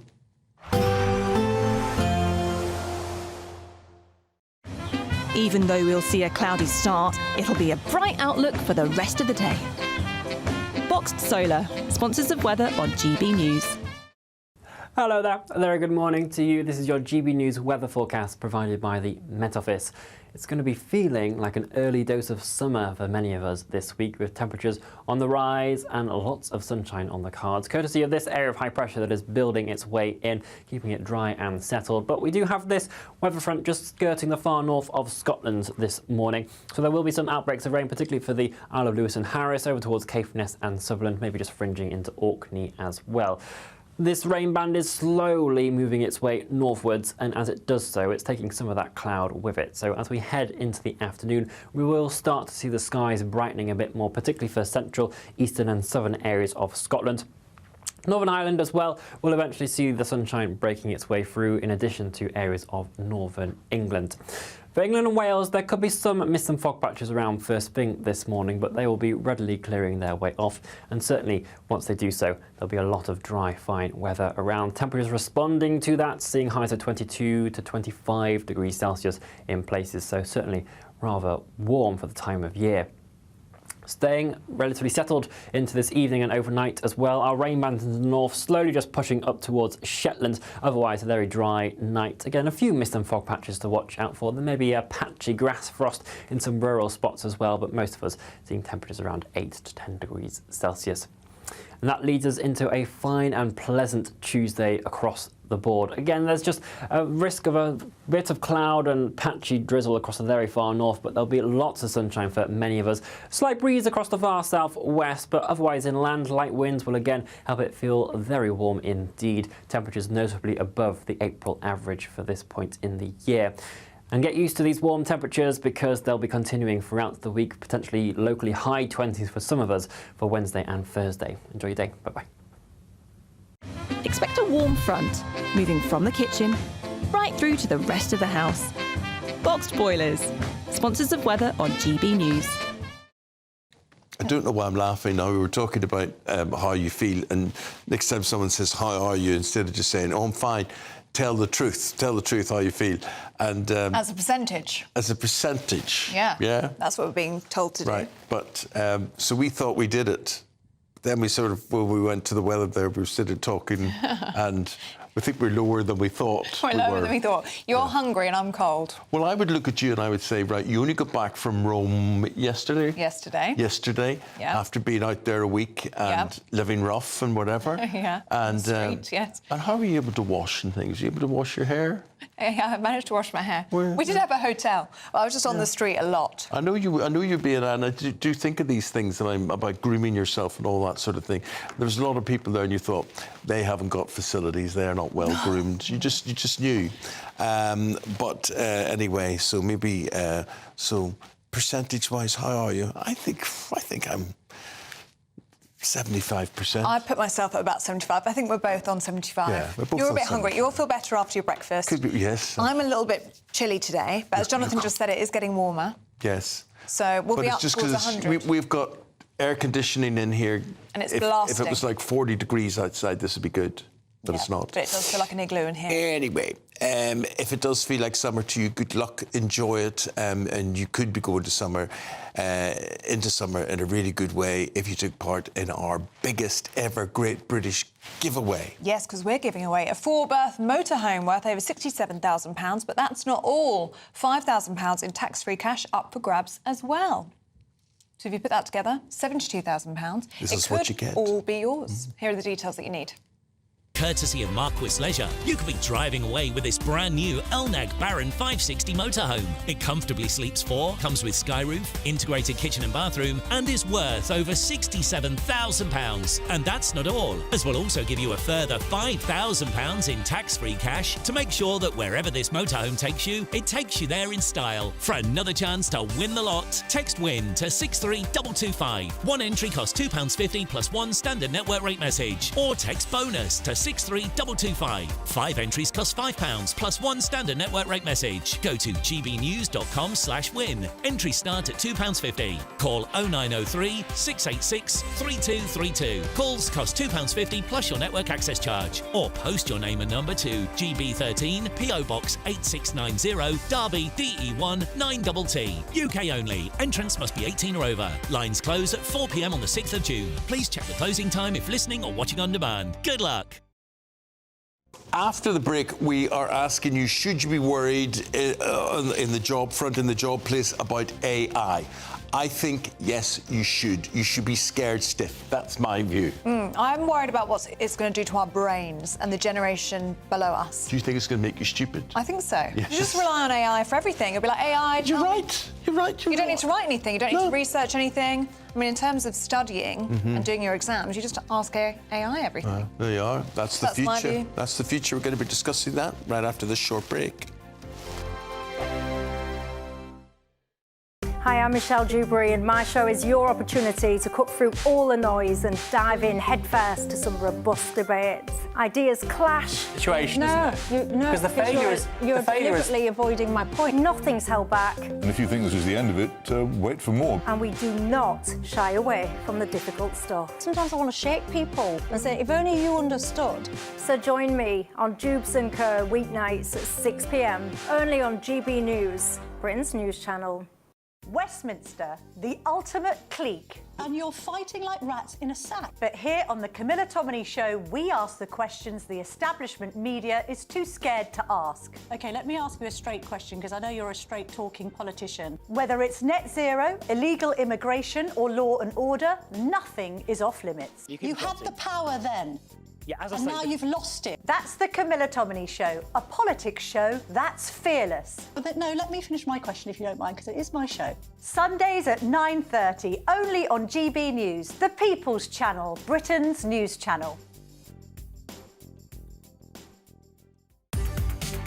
From the school run to the home run, watch a new show for all of Britain. So he can say whatever he wants. A straight-talking show where all voices are heard. And, you know, when are we going to stop talking about smashing the gangs and actually do it? With the stories that matter from every part of our country. There's a bit of a crash landing there for your Chancellor. Bold, fearless and standing up for you. That's me, Martin Daubney, 3 p.m. till 6 p.m, weekdays, here only on GB News. The People's Channel, Britain's news channel. This is Britain's Newsroom, where your voice matters. It's just astonishing. With expert analysis and honest opinion, we don't just keep you informed. We bring you unique perspectives you won't see anywhere else. Can't argue with any of that. When the news happens, it happens here. On Britain's Newsroom, weekdays from 9:30am. Only on GB News. No matter the state it's in, this is our nation. Join me, Jacob Rees-Mogg, for a genuine, honest discussion on where we have been, where we are going, and where we are with the people who set the direction. That's State of the Nation every Monday and Tuesday at 8 o'clock. Only on GB News, the People's Channel. I'm Christopher Hope. From pop stars to politicians, I'll interview anybody in a pub who's got a political opinion. Join me every Friday on Spotify, Apple Podcasts, YouTube or gbnews.com, or wherever you get your podcasts. This is GB News, the People's Channel. In the GB Newsroom, we bring you the news as it happens. With our team of dedicated journalists across the UK, we're ready to keep you up to date with what's happening every half an hour, every single day. Bulletins here on GB News, the People's Channel, Britain's news channel.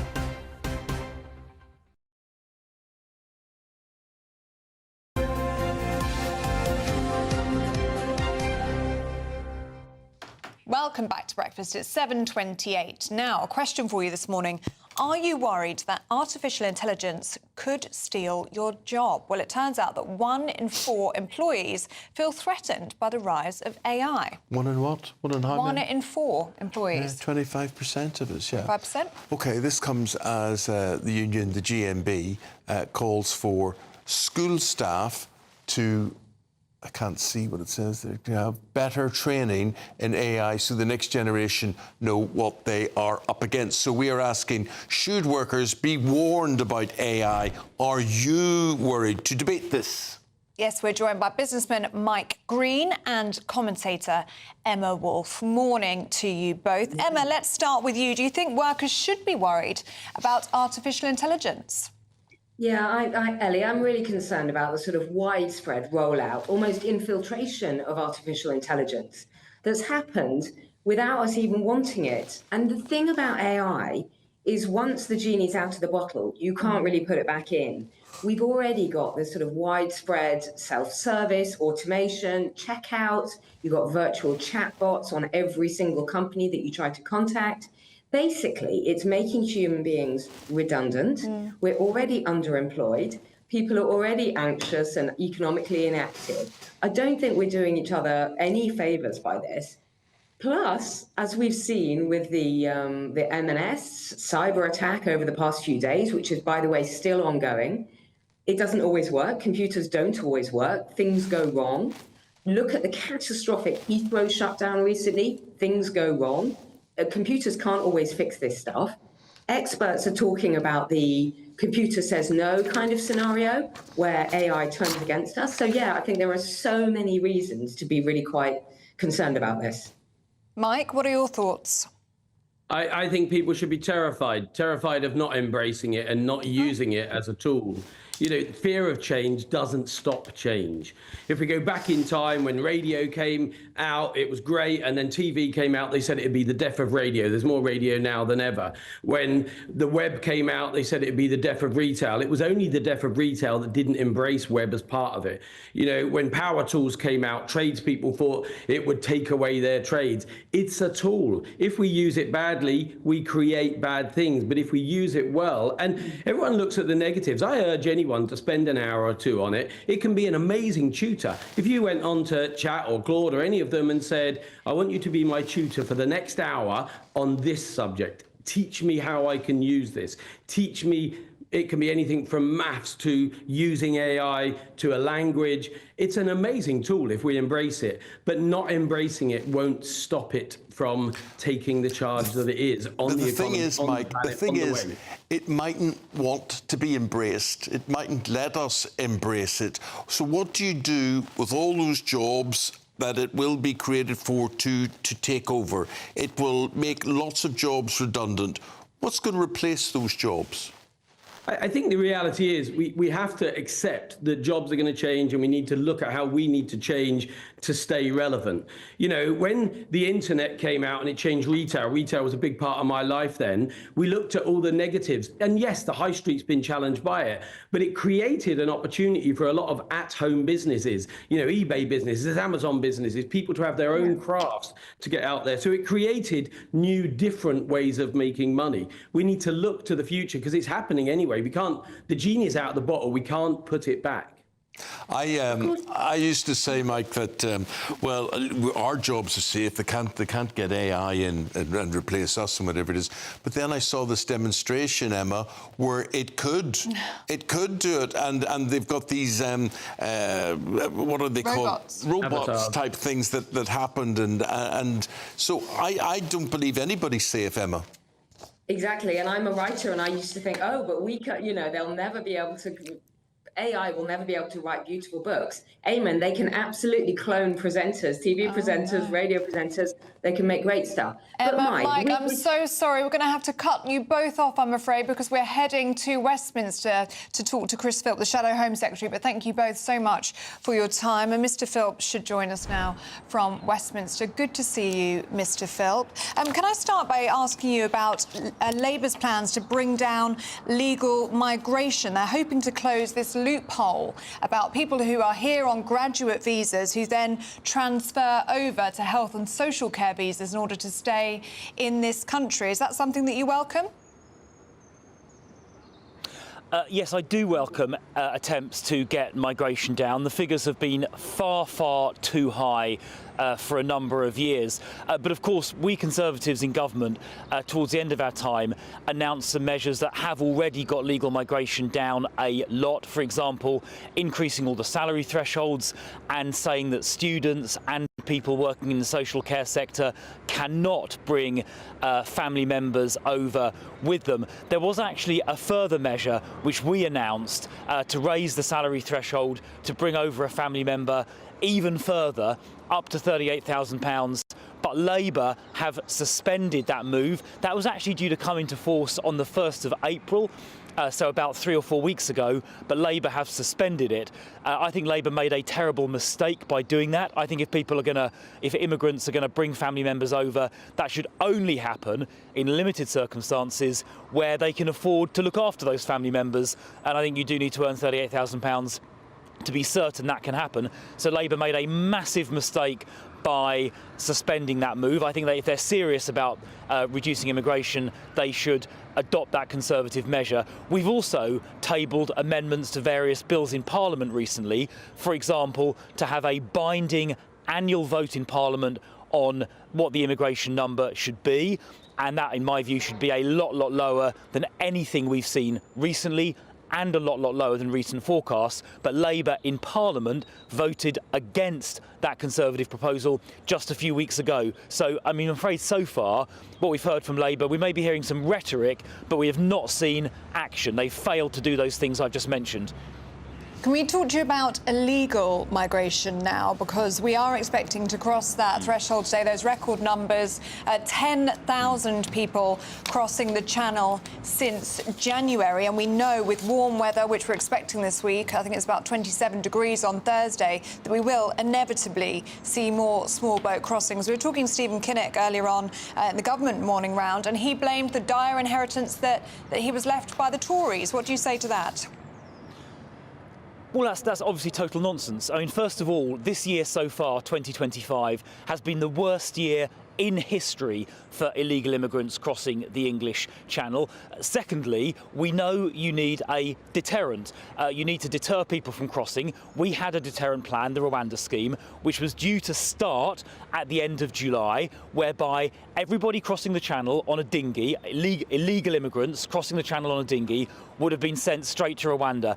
And we know from when Australia did that about 10 years ago that very, very quickly, within a matter of a few weeks or a couple of months, they just stop crossing. Because if you're an illegal immigrant in France, why would you cross the English Channel on a dinghy if you're going to wind up in Rwanda? And it was Labour who cancelled that scheme before it even started, and because we now have no deterrent, that is why the numbers are worse than they ever were before. So if we get back into office, the first thing we'll do is establish a removals deterrent so that every illegal immigrant crossing the channel gets sent somewhere else very quickly, whether it's Rwanda or somewhere else, to deter them making those crossings. Now, Labour came in saying they were going to smash the gangs. Well, that claim lies in tatters. That's total nonsense. The gangs have not been smashed. And as I just said, 2025 so far, it has been the worst year in history for illegal immigrants crossing the channel, and that is Labour's fault because they cancelled Rwanda before it even started. It's going to be smashed in Ukraine. Zelensky or Putin? What's going on there? I mean, you saw the amazing conversation between Donald Trump and President Zelensky at the Vatican on Saturday. What did you make of what you saw, or what way do you see now that President Trump seems to have turned a bit on President Putin? How do you see this going? Well, I mean, I was very pleased to see President Trump apparently changing his mind a little bit. Up until now, President Trump has been appears to have been quite friendly with Putin and taken a very sympathetic view to President Putin. I've always found that astonishing, to be honest, because very obviously Putin is the aggressor. Russia invaded Ukraine. They're trying to destroy Ukraine, which is a sovereign democratic country. And I've never understood politicians who've been pro-Putin. I mean, Nigel Farage is pro-Putin. Farage has said that he admires Putin. And only last year, Nigel Farage was saying that the invasion was Ukraine's fault, which is a disgusting and, frankly, outrageous thing to say. But look, I'm pleased that, I mean, what's clearly happened is that over the last few weeks, Putin's behaviour has continued to be very, very bad, you know, bombing civilians in Ukraine with missiles. And Trump is obviously beginning to lose patience with Putin, which I think is a good thing. And I hope that Trump does give Zelensky in Ukraine more support and helps secure a peace, yes, but a peace that is just to Ukraine. And I think permanently giving up loads of territory and demilitarising Ukraine, which is what Putin wants, is completely unreasonable. And I hope that, in fact, it's immoral. And I hope that President Trump changes his position a bit and does more to support Ukraine, because they deserve support. Home Secretary, we've got to leave it there. And that Thank you for your time. That conversation. Sorry? Thank you. OK, thank you. Yeah, no, I was saying thank you, Eamonn. OK, thank you very much indeed, Chris. Thank you very much. We'll leave it there. Thank you. Thank you. Now, coming up, Liverpool win the Premier League, the club's 20th title. We'll be talking about that next.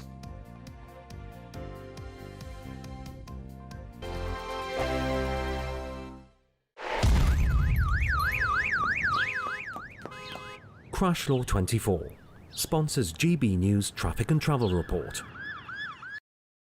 Good morning. This is the latest AI travel news from gbnews.com. The A8 Greenock Road is restricted westbound between Newark and Comet roundabouts due to ongoing planned maintenance. Motorists are advised that delays are possible. On the M4, resurfacing work is being carried out westbound at junction 37 Pyle, with the entry slip road and hard shoulder closed and diversions in place. In Luton, the M1 northbound exit slip at junction 11A is affected by a broken down vehicle, leading to the closure of one of two lanes. Normal traffic conditions are expected to resolve by 7:33 this morning. Drivers are advised to plan routes accordingly to avoid these areas.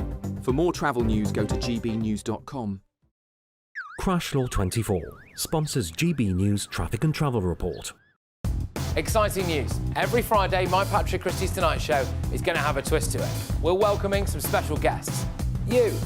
That's right, on Fridays I'm going to be doing my show in front of a live studio audience, because this show is about you and what you have to say. It's going to be the same big debates, same big topics, same big opinions, but every Friday night at 9 p.m. you are invited to come on down to Patrick Christie's Tonight to be a part of the action. Only on GB News, the People's Channel, Britain's news channel. Good Afternoon Britain isn't just about us. The wonderful thing about this programme is it's about everyone watching. It's an interactive programme. Well, there absolutely is something to see here, and we're going to be talking about it more. Whether it's breaking royal news, please bring us up to date. Or indeed a particularly punchy speech in the House of Commons. Very, very curious. We bring it to you live, and then we bring you live reaction as well. That's Good Afternoon Britain, weekdays from midday. Only on GB News, the People's Channel, Britain's news channel. Hi, I'm Michelle Dewberry, and my show is your opportunity to cut through all the noise and dive in headfirst to some robust debates. Ideas clash. Situation, No, isn't it? no, Because the failure is you're deliberately avoiding my point. Nothing's held back, And if you think this is the end of it, wait for more. and we do not shy away from the difficult stuff. Sometimes I want to shake people and say, if only you understood. So join me on Jubes & Co. weeknights at 6 p.m. only on GB News, Britain's news channel. From the school run to the home run, watch a new show for all of Britain. He can say whatever he wants. A straight talking show where all voices are heard. And, you know, when are we going to stop talking about smashing the gangs and actually do it? With the stories that matter from every part of our country. There's a bit of a crash landing there for your Chancellor. Bold, fearless and standing up for you. That's me, Martin Daubney, 3 p.m. till 6 p.m. weekdays here only on GB News. The People's Channel, Britain's news channel.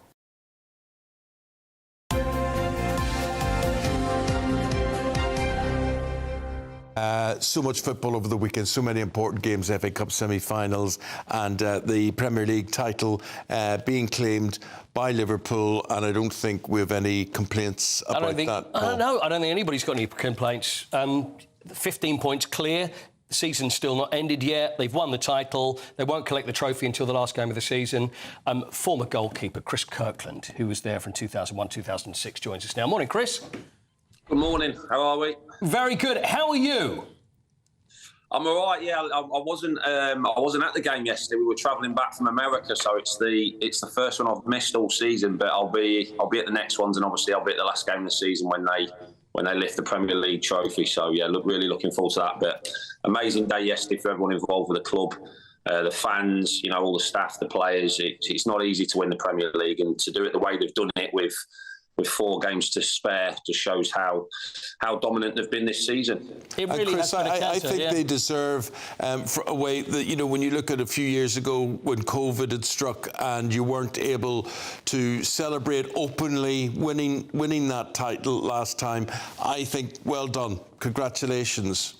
I mean, you're right. I mean, we all watched that, didn't we? Well, as Liverpool fans did during that COVID season, where you couldn't, and it did take a lot away from it. It's as though that, as bad as it's saying it, it's as though they never really won it, and that's terrible to say that because they didn't. You didn't get what you seen yesterday. You didn't get the scenes that you seen yesterday. You didn't get the fans celebrating the streets. In the city, you know, all over the world as well, Liverpool fans. So they got to do it together yesterday, and to see the players on the pitch and celebrating with them, and you know, you'll never walk alone. Obviously, I've watched all the pictures today and the videos. It's just incredible, and as I say, it's the accumulation. You know, to win 2 Premier League titles in 5 years is pretty special. There's not many teams that do that, apart from the top teams, and Liverpool certainly that, and they'll be enjoying themselves over the next few weeks, and when against Crystal Palace, the last game of the season, to see them lift the Premier League title with all the fans there, with the eyes of the world on them, it's going to be another special day. Yeah, you make sure you're there for that one. You don't want to miss that one like you did yesterday. Yeah, but I was tempted. Yeah, I was tempted, but this year we'd had something booked for months, so we couldn't get away with it. But yeah, I'll be definitely at the last game of the season. Finally, quick word about Arne Slot. Now, it's come off the back of course, Jurgen Klopp leaving, and I don't think any Liverpool fans truly believe they win the title this year. How instrumental and how important has Arne Slot been in what we've seen this year, and how much of it is what went before? Yeah, you're right. I mean, when Jurgen left, everyone was devastated. But he's come in, and from the first day, he's adapted. He's acquitted himself so well. He speaks so well. We can tell he's a confident chap. He's got staff around him. Would he have believed he could have been lifting the Premier League when he first took over? You have to have that confidence, but what he inherited, and I think he said that, what Jurgen set up with the staff, the feeling around the place, everyone pulling together, and a squad of players with youth experience. He would have looked at that squad and thought, this is not bad at all, this. And he's put his own tweaks on it. You know, he's changed certain styles of the way they've played. Yeah. And listen, he deserves, I mean, to win the Premier League in your first season as manager at a club like Liverpool Football Club, he'll go down as a legend, and rightly so, for the rest of his career. Well said, Chris, and congratulations again from all of us here. We say this as a Man United supporter and a Spurs supporter here as well. So thank you very much indeed. the very safe hands of Chris Kirkland. I've got a Man U fan and a Leeds fan right next to me in the houses, so I don't think I'll be seeing them much today. I think they'll be locking themselves in the house. I was going to say thanks for not scoring more than 5. We appreciate that. Could have been so much worse. Thank you. Right, we'll take a break. We're back with the papers, Biggins and Dawn Neeson after this.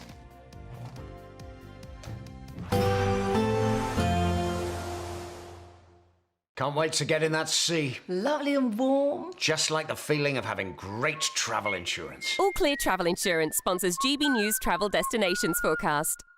Whilst the UK is going to be increasingly dry and sunny this week, parts of the Mediterranean are actually going to be slightly damper. Some showers to watch out for across parts of Turkey, and a brisk breeze running through the Aegean Sea will make it feel quite fresh for those Greek islands. A few showers in between the sunshine for parts of Italy, France and Spain as well, but it's parts of Portugal and down towards Madeira that are going to see some of the most unsettled conditions, some longer spells of rain and again some quite strong winds around. But away from there, there'll still be some sunshine elsewhere. All Clear Travel Insurance sponsors GB News Travel Destinations Forecast. Headliners on GB News 11 p.m. every night. It's got 3 top comedians going through the next day's newspapers so you don't have to read them, which is great. That's a good point. He's lying. I mean, maybe he's not lying. That's Headliners every night from 11 p.m. and 5 a.m. as well on GB News, Britain's news channel. This is GB News, Britain's news channel. UK churches are under criminal attack. They reported 9,000 crimes within the last 3 years.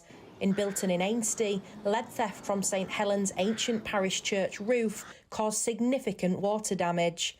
6 items were also stolen, including a historic pewter flask. Fearing reprisals, a church volunteer spoke anonymously about the impact of the crimes. Financially, it just brings churches to their knees. It's hard enough now for churches to survive with dwindling congregations and ageing populations. Churches don't get any government money. There is no statutory funding which is available and comes into churches. So once you get theft, whether it's internal theft from items inside the church or lead from the roof, it's just a big expense. So any theft is hard to both administer and get over, apart from the trauma of losing items that historically are part of our heritage. We need everybody to stand together on this. It doesn't matter if you're a person of faith or not. These buildings are so important to our country. They form the fabric of rural life up and down the great British countryside. They are community hubs. They are places that glue some really isolated communities together, a bit like our pubs. You know, these are precious parts of our heritage and we've got to protect them. Theft and vandalism from rural religious sites are harder for the police to tackle. We are so isolated, very remote, and churches are very often the focal point of communities. The Home Office funding formula really pays scant recognition of the challenges facing rural communities. Therefore, we don't have the resources big metropolitan areas have. GB News, the People's Channel. What is the state of our economy? What is the state of our National Health Service? What is the state of our schools? What on earth is going on? Understanding Britain means understanding the state we are in. This is State of the Nation with me, Matt Goodwin, Wednesdays, Thursdays and Fridays from 8 p.m. on GB News. We're proud to be GB News, the People's Channel. And as you know, we always love to hear your views. Now, there's a new way of getting in touch with us at gbnews.com/yoursay. By commenting, you can be part of a live conversation and join our GB News community. You can even talk to me, Bev Turner, or any of the members of the GB News family.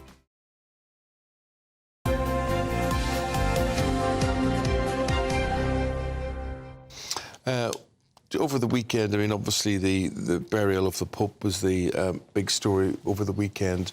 But the death of Virginia Giuffre, who had made a few accusations as regards abuse in America. And she died, and Dawn and Christopher, it was thought that she has committed suicide.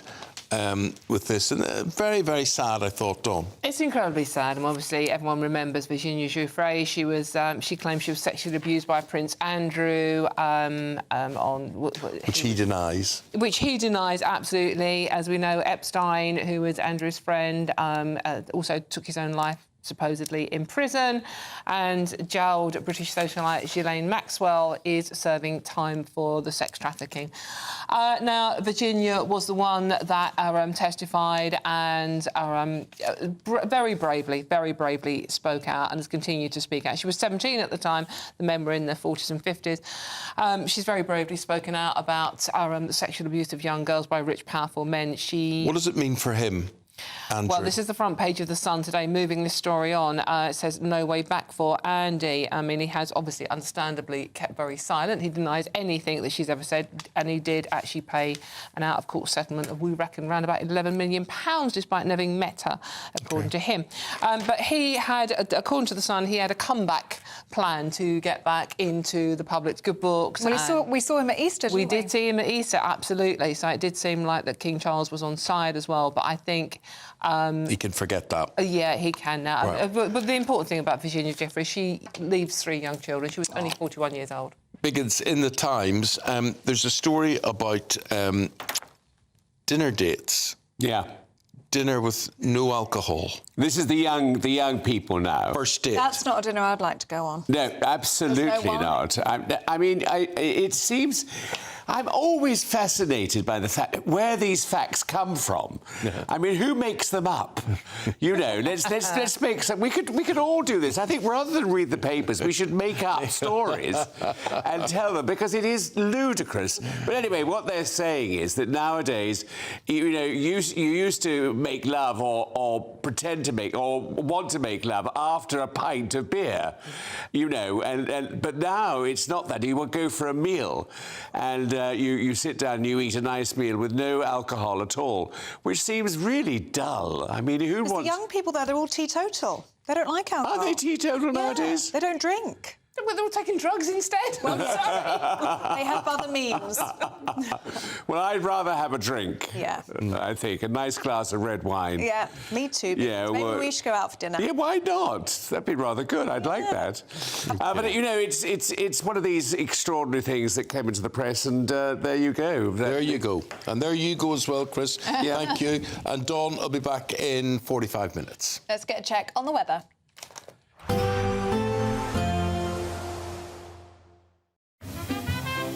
Heavy showers first thing will be followed by a warm, cosy day.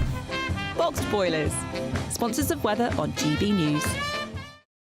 Hello there. A very good morning to you. This is your GB News weather forecast provided by the Met Office. It's going to be feeling like an early dose of summer for many of us this week, with temperatures on the rise and lots of sunshine on the cards, courtesy of this area of high pressure that is building its way in, keeping it dry and settled. But we do have this weather front just skirting the far north of Scotland this morning, so there will be some outbreaks of rain, particularly for the Isle of Lewis and Harris, over towards Caithness and Sutherland, maybe just fringing into Orkney as well. This rain band is slowly moving its way northwards, and as it does so, it's taking some of that cloud with it. So as we head into the afternoon, we will start to see the skies brightening a bit more, particularly for central, eastern and southern areas of Scotland. Northern Ireland as well will eventually see the sunshine breaking its way through, in addition to areas of northern England. For England and Wales, there could be some mist and fog patches around first thing this morning, but they will be readily clearing their way off. And certainly, once they do so, there'll be a lot of dry, fine weather around. Temperatures responding to that, seeing highs of 22 to 25 degrees Celsius in places, so certainly rather warm for the time of year. Staying relatively settled into this evening and overnight as well. Our rain bands in the north slowly just pushing up towards Shetland. Otherwise, a very dry night. Again, a few mist and fog patches to watch out for. There may be a patchy grass frost in some rural spots as well, but most of us seeing temperatures around 8 to 10 degrees Celsius.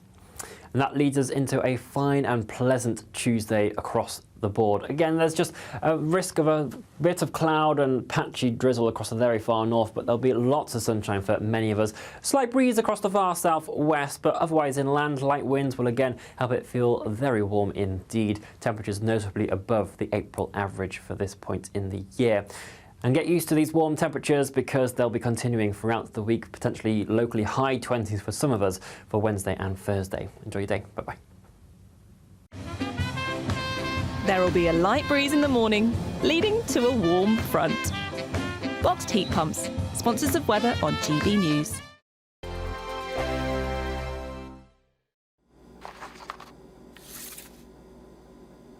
Crash Law 24 sponsors GB News Traffic and Travel Report.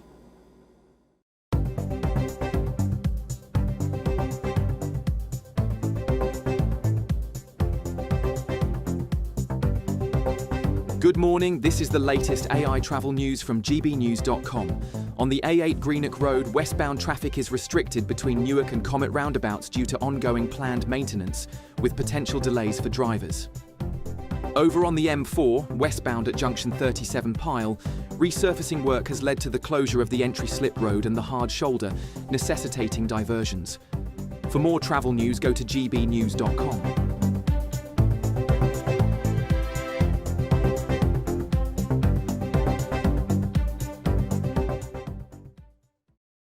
Crash Law 24 sponsors GB News Traffic and Travel Report.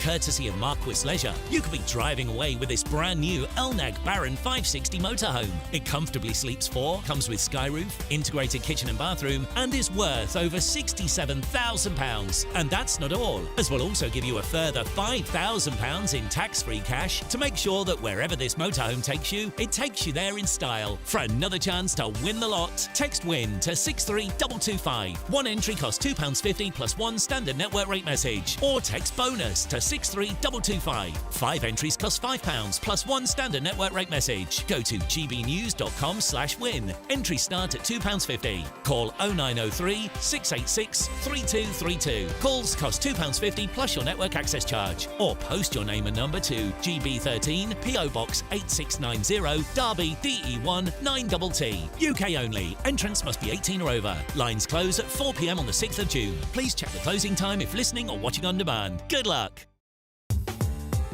I'm Christopher Hope. From pop stars to politicians, I'll interview anybody in a pub who's got a political opinion. Join me every Friday on Spotify, Apple Podcasts, YouTube or gbnews.com, or wherever you get your podcasts. This is GB News, the People's Channel. In the GB Newsroom, we bring you the news as it happens. With our team of dedicated journalists across the UK, we're ready to keep you up to date with what's happening every half an hour, every single day. Bulletins here on GB News, the People's Channel, Britain's news channel. No matter the state it's in, this is our nation. Join me, Jacob Rees-Mogg, for a genuine, honest discussion on where we have been, where we are going, and where we are with the people who set the direction. That's State of the Nation every Monday and Tuesday at 8 o'clock. Only on GB News, the People's Channel.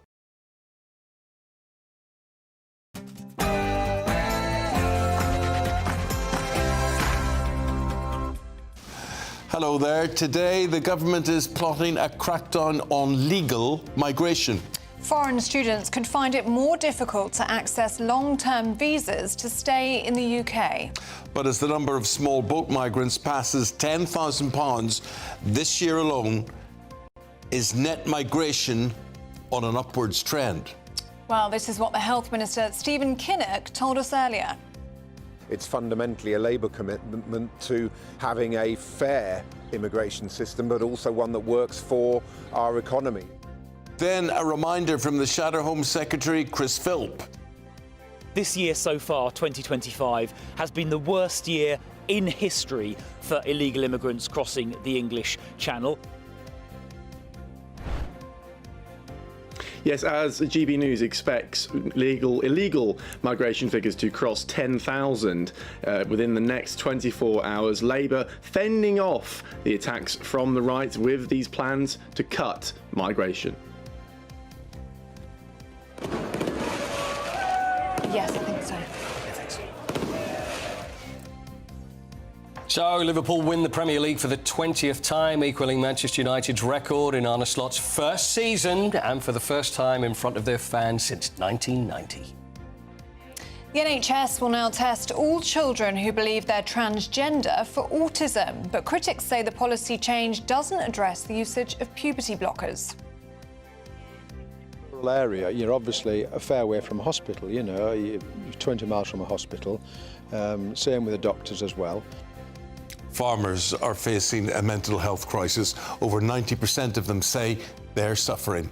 Just when will the government start supporting our nation's food providers? The London Marathon breaks a world record for the most finishes of any marathon ever. That's as the fathers of two of the girls who were murdered in Southport finish the race in their daughters' memories. But the day is almost disrupted as pro-Palestine protesters threw paint on the men's elite racers. Thank Lily.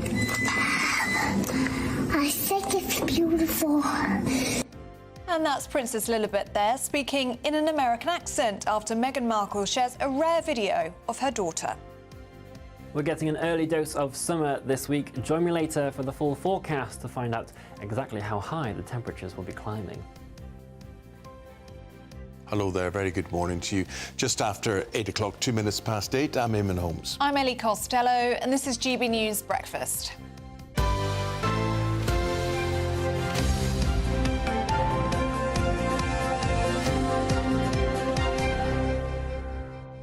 Now, apparently, it was a good day. It was a good day. Most of us would say yesterday was a good day. Apparently, It was too good to run a marathon. Oh, yeah, too warm. It was too warm. Yeah, it was too warm. 21 degrees or so. Yeah, what you want is maybe around 15, 16, a little drizzly as well, which is the good. rain would be welcome, wouldn't it, actually, on marathon day? A lot of people had some trouble during the marathon yesterday. When you did the marathon in 1874. That's right, yeah. And that's right. Yeah. Tell us when you did before the first ever Olympics. That's right. I had a long trailing moustache and a singlet and a pair of Hobdale boots. Chariots of fire. You know what the difference is, though? When I talk about boots, the whole talk again was about these super shoes. You know, they have... Back then? No, now, because these shoes, which are built up like this... like wedges almost. That's right, because Adidas won the men's and the women's race, whereas Nike, they're saying, are probably going to sponsor the race next year, but they're about 400 quid, and it's whoever's got the best technology of these shoes. They they're like less than a feather, but they will propel you to faster speeds. So when I did it in just over 5 hours, I may just do it just under 5 hours if I had some super shoes. Would you ever have a go again? You know what? I'd love the idea of it, but my couch to 5K is such a disappointment to me and everybody who I moan about it. One, and then I stop, so I'd love to have a go at it, but I just don't think it's going to happen. I don't think so. Liverpool had a go well and truly at the Premier League, and they were successful in recouping it again. So what are we doing this hour? Well, Ray Houghton is going to join us. He was a Premier League winner back in 1990 with Liverpool, and Liverpool legend still to this day, so he's going to join us, talking about the celebrations. The thing is, it was expected. You know, it's just when it was going to happen. It was just unfortunate. It happened to be when Spurs turn up to play them, but they've won the Premier League. But they don't actually get the trophy until the last game of the season. Okay, It's still magic for them. So the celebrations yesterday, they're going to do the whole thing all over again in a couple of weeks' time. Very good. OK, Paul, see you in 10 minutes' time. Thank you. Now to our top story this morning, and Sir Keir Starmer is gearing up to launch a crackdown on legal immigration. Now, plans will include tougher rules to stop foreign students accessing long-term visas by working in low-paid jobs, for example, as care workers or shop assistants. But despite this, net migration is rising and asylum claims are still at record levels. Since January alone, 10,000 small boat migrants have arrived over the Channel. So, will Labour make good on their promise to crack down, or is it just a bid to ward off the threat of Reform UK in this week's local government elections? Well, let's talk to our reporter, Adam Cherry. What should we make of this, Adam, in terms of the timing of all of this, the threat of reform and the local elections? Yeah, I think we should definitely read this as a political calculation that the Labour Party knows this is really important to voters, particularly in red wall areas, in fact, across the country, to be honest. And they know that they're facing this threat from reform on the right on this, and have done for several months. And obviously, we've seen the net migration figures soar, like you said. As you also said, we understand 10,000 small boat crossings since January, and we're not even in the peak of summer yet, so it's going to get even worse. Morgan McSweeney, who is the Chief of Staff in Number 10, knows this is a huge problem and repeatedly tells the cabinet, tells the Starmer team they need to be serious on this, otherwise they're going to seriously suffer. So, of course, look, this is designed to try in some way and counter that, and it's part of a package. I mean, they also like to show deportation figures and flights and raids and real tangible evidence that they're trying to make progress on this issue. But, of course, with so many coming across the channel and net migration at record levels, it's just not enough. So they're now going further. This crackdown on legal migration, as you say, with adjustments to visas and graduate visas. A lot of these graduate students who come across using that visa option will often convert to health or healthcare visa, and therefore stay longer over time, bring their family members and so on. So they're trying to close those loopholes. It's a very deliberate attempt by Yvette Cooper to do that. Home Office with really robust, punchy language this morning to that effect. But of course the question is whether voters believe it. It's now a problem that both main parties, of course the Conservatives previously had a similar problem with this over stopping the boats. Now it's smash the gangs. It's a real issue that both main parties are grappling with. This is the latest attempt, to do that. Cherry there for us in Westminster. Thank you very much. Well, it feels like summer is finally on the way, and imagine where you could be going this summer if you won our biggest ever Great British Giveaway. That's right, it's your chance to win a 4-berth motorhome worth over £67,000, but that's not all. Also £5,000 in tax-free cash, all up for grabs. Here are all of the details that you need. Courtesy of Marquis Leisure, you could be driving away with this brand new Elnag Baron 560 motorhome. It comfortably sleeps 4, comes with sky roof, integrated kitchen and bathroom, and is worth over £67,000. And that's not all, as we'll also give you a further £5,000 in tax-free cash to make sure that wherever this motorhome takes you, it takes you there in style. For another chance to win the lot, text WIN to 63225. One entry costs £2.50 plus one standard network rate message, or text BONUS to 63225. 5 entries cost £5 plus one standard network rate message. Go to gbnews.com/win. Entries start at £2.50. Call 0903 686 3232. Calls cost £2.50 plus your network access charge. Or post your name and number to GB13 PO Box 8690 Derby DE1 9TT. UK only. Entrance must be 18 or over. Lines close at 4 p.m. on the 6th of June. Please check the closing time if listening or watching on demand. Good luck.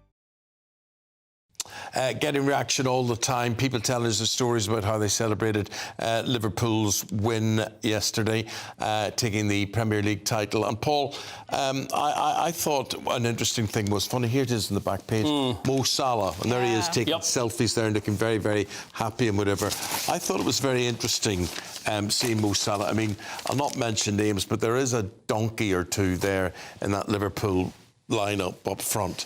But well, you see, I look at Salah and I think... Who's a bad donkey? There is a donkey. There's one donkey in particular. Right. But I just think, why make an issue over this man? He looked really happy yesterday. He signed that new contract. Yeah. He's looking really happy. So the future seems bright with him there and under Arne Slot. Oh, absolutely. I mean, he's into his 30s now and he's playing as good a football. But you say absolutely. I mean, that was in great doubt.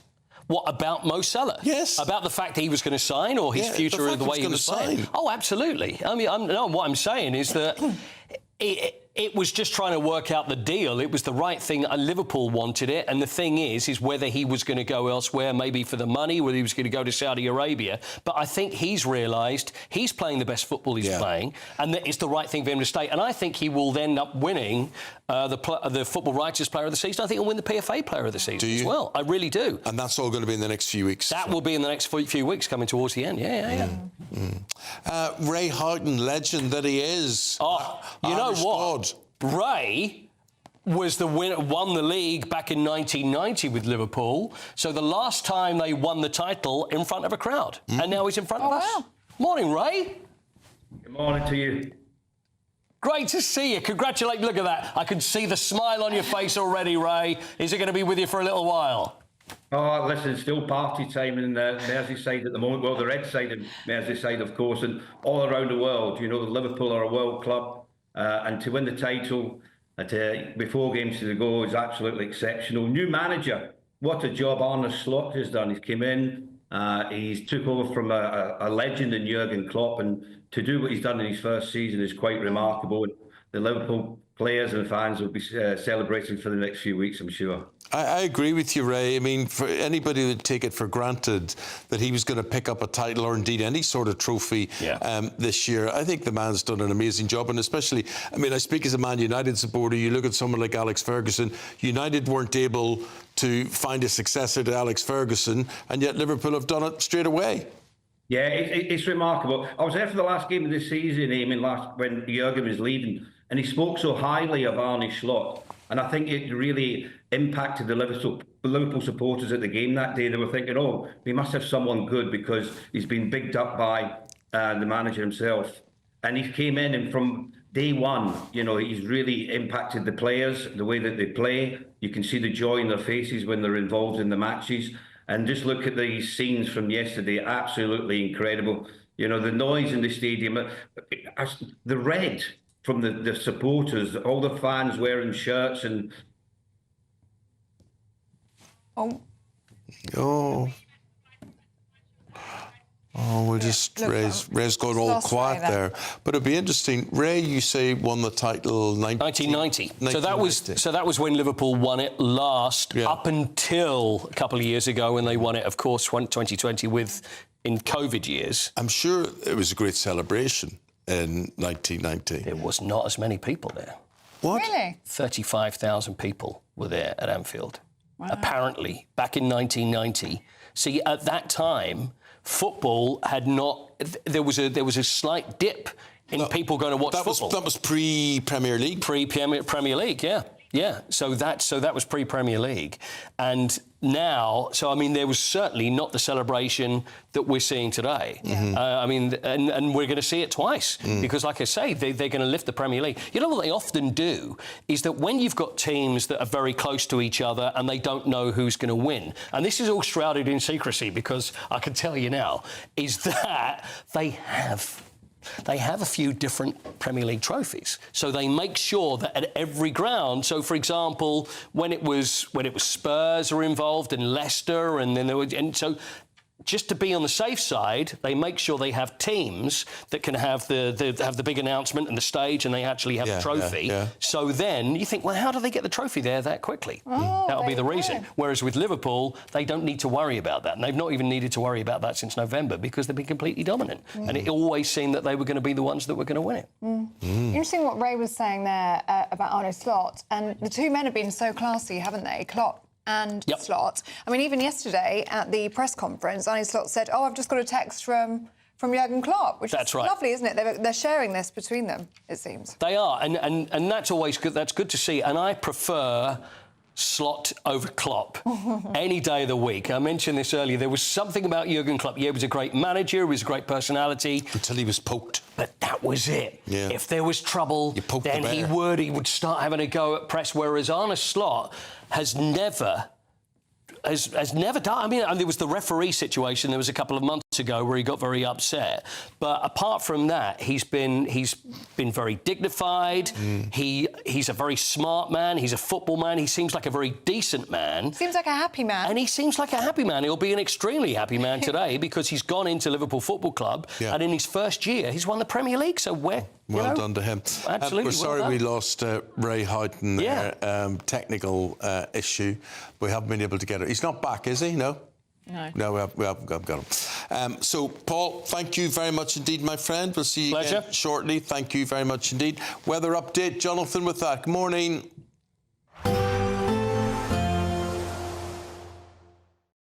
Expect a warm front, moving from the kitchen right through to the rest of the house. Boxed Boilers, sponsors of weather on GB News. Hello there. A very good morning to you. This is your GB News weather forecast provided by the Met Office.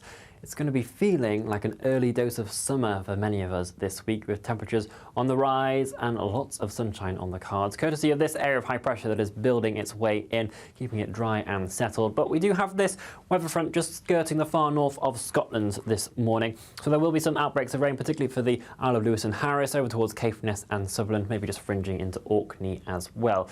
This rain band is slowly moving its way northwards, and as it does so, it's taking some of that cloud with it. So as we head into the afternoon, we will start to see the skies brightening a bit more, particularly for central, eastern and southern areas of Scotland. Northern Ireland as well will eventually see the sunshine breaking its way through, in addition to areas of northern England. For England and Wales, there could be some mist and fog patches around first thing this morning, but they will be readily clearing their way off. And certainly, once they do so, there'll be a lot of dry, fine weather around. Temperatures responding to that, seeing highs of 22 to 25 degrees Celsius in places, so certainly rather warm for the time of year. Staying relatively settled into this evening and overnight as well. Our rain bands in the north slowly just pushing up towards Shetland. Otherwise, a very dry night. Again, a few mist and fog patches to watch out for. There may be a patchy grass frost in some rural spots as well, but most of us seeing temperatures around 8 to 10 degrees Celsius. And that leads us into a fine and pleasant Tuesday across the board. Again, there's just a risk of a bit of cloud and patchy drizzle across the very far north, but there'll be lots of sunshine for many of us. Slight breeze across the far southwest, but otherwise inland, light winds will again help it feel very warm indeed. Temperatures notably above the April average for this point in the year. And get used to these warm temperatures because they'll be continuing throughout the week, potentially locally high 20s for some of us for Wednesday and Thursday. Enjoy your day. Bye-bye. A positive outlook through the night will power through to a bright day ahead. Boxed Home Battery Storage, sponsors of weather on GB News. Now, do stay with us. Still to come, Princess Lilibet has been heard in one of Meghan Markle's videos, and she's a very American twang. Thank Lily. I think it's beautiful. We're going to be talking about that next.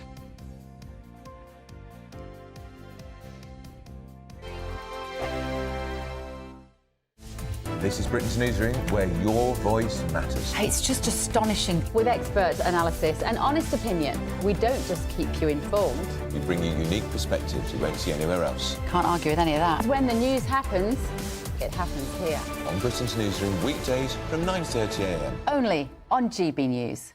Sunday with Michael Portillo from 11, only on GB News. The Surrey Hills International Music Festival provides emerging artists with an opportunity to perform before audiences.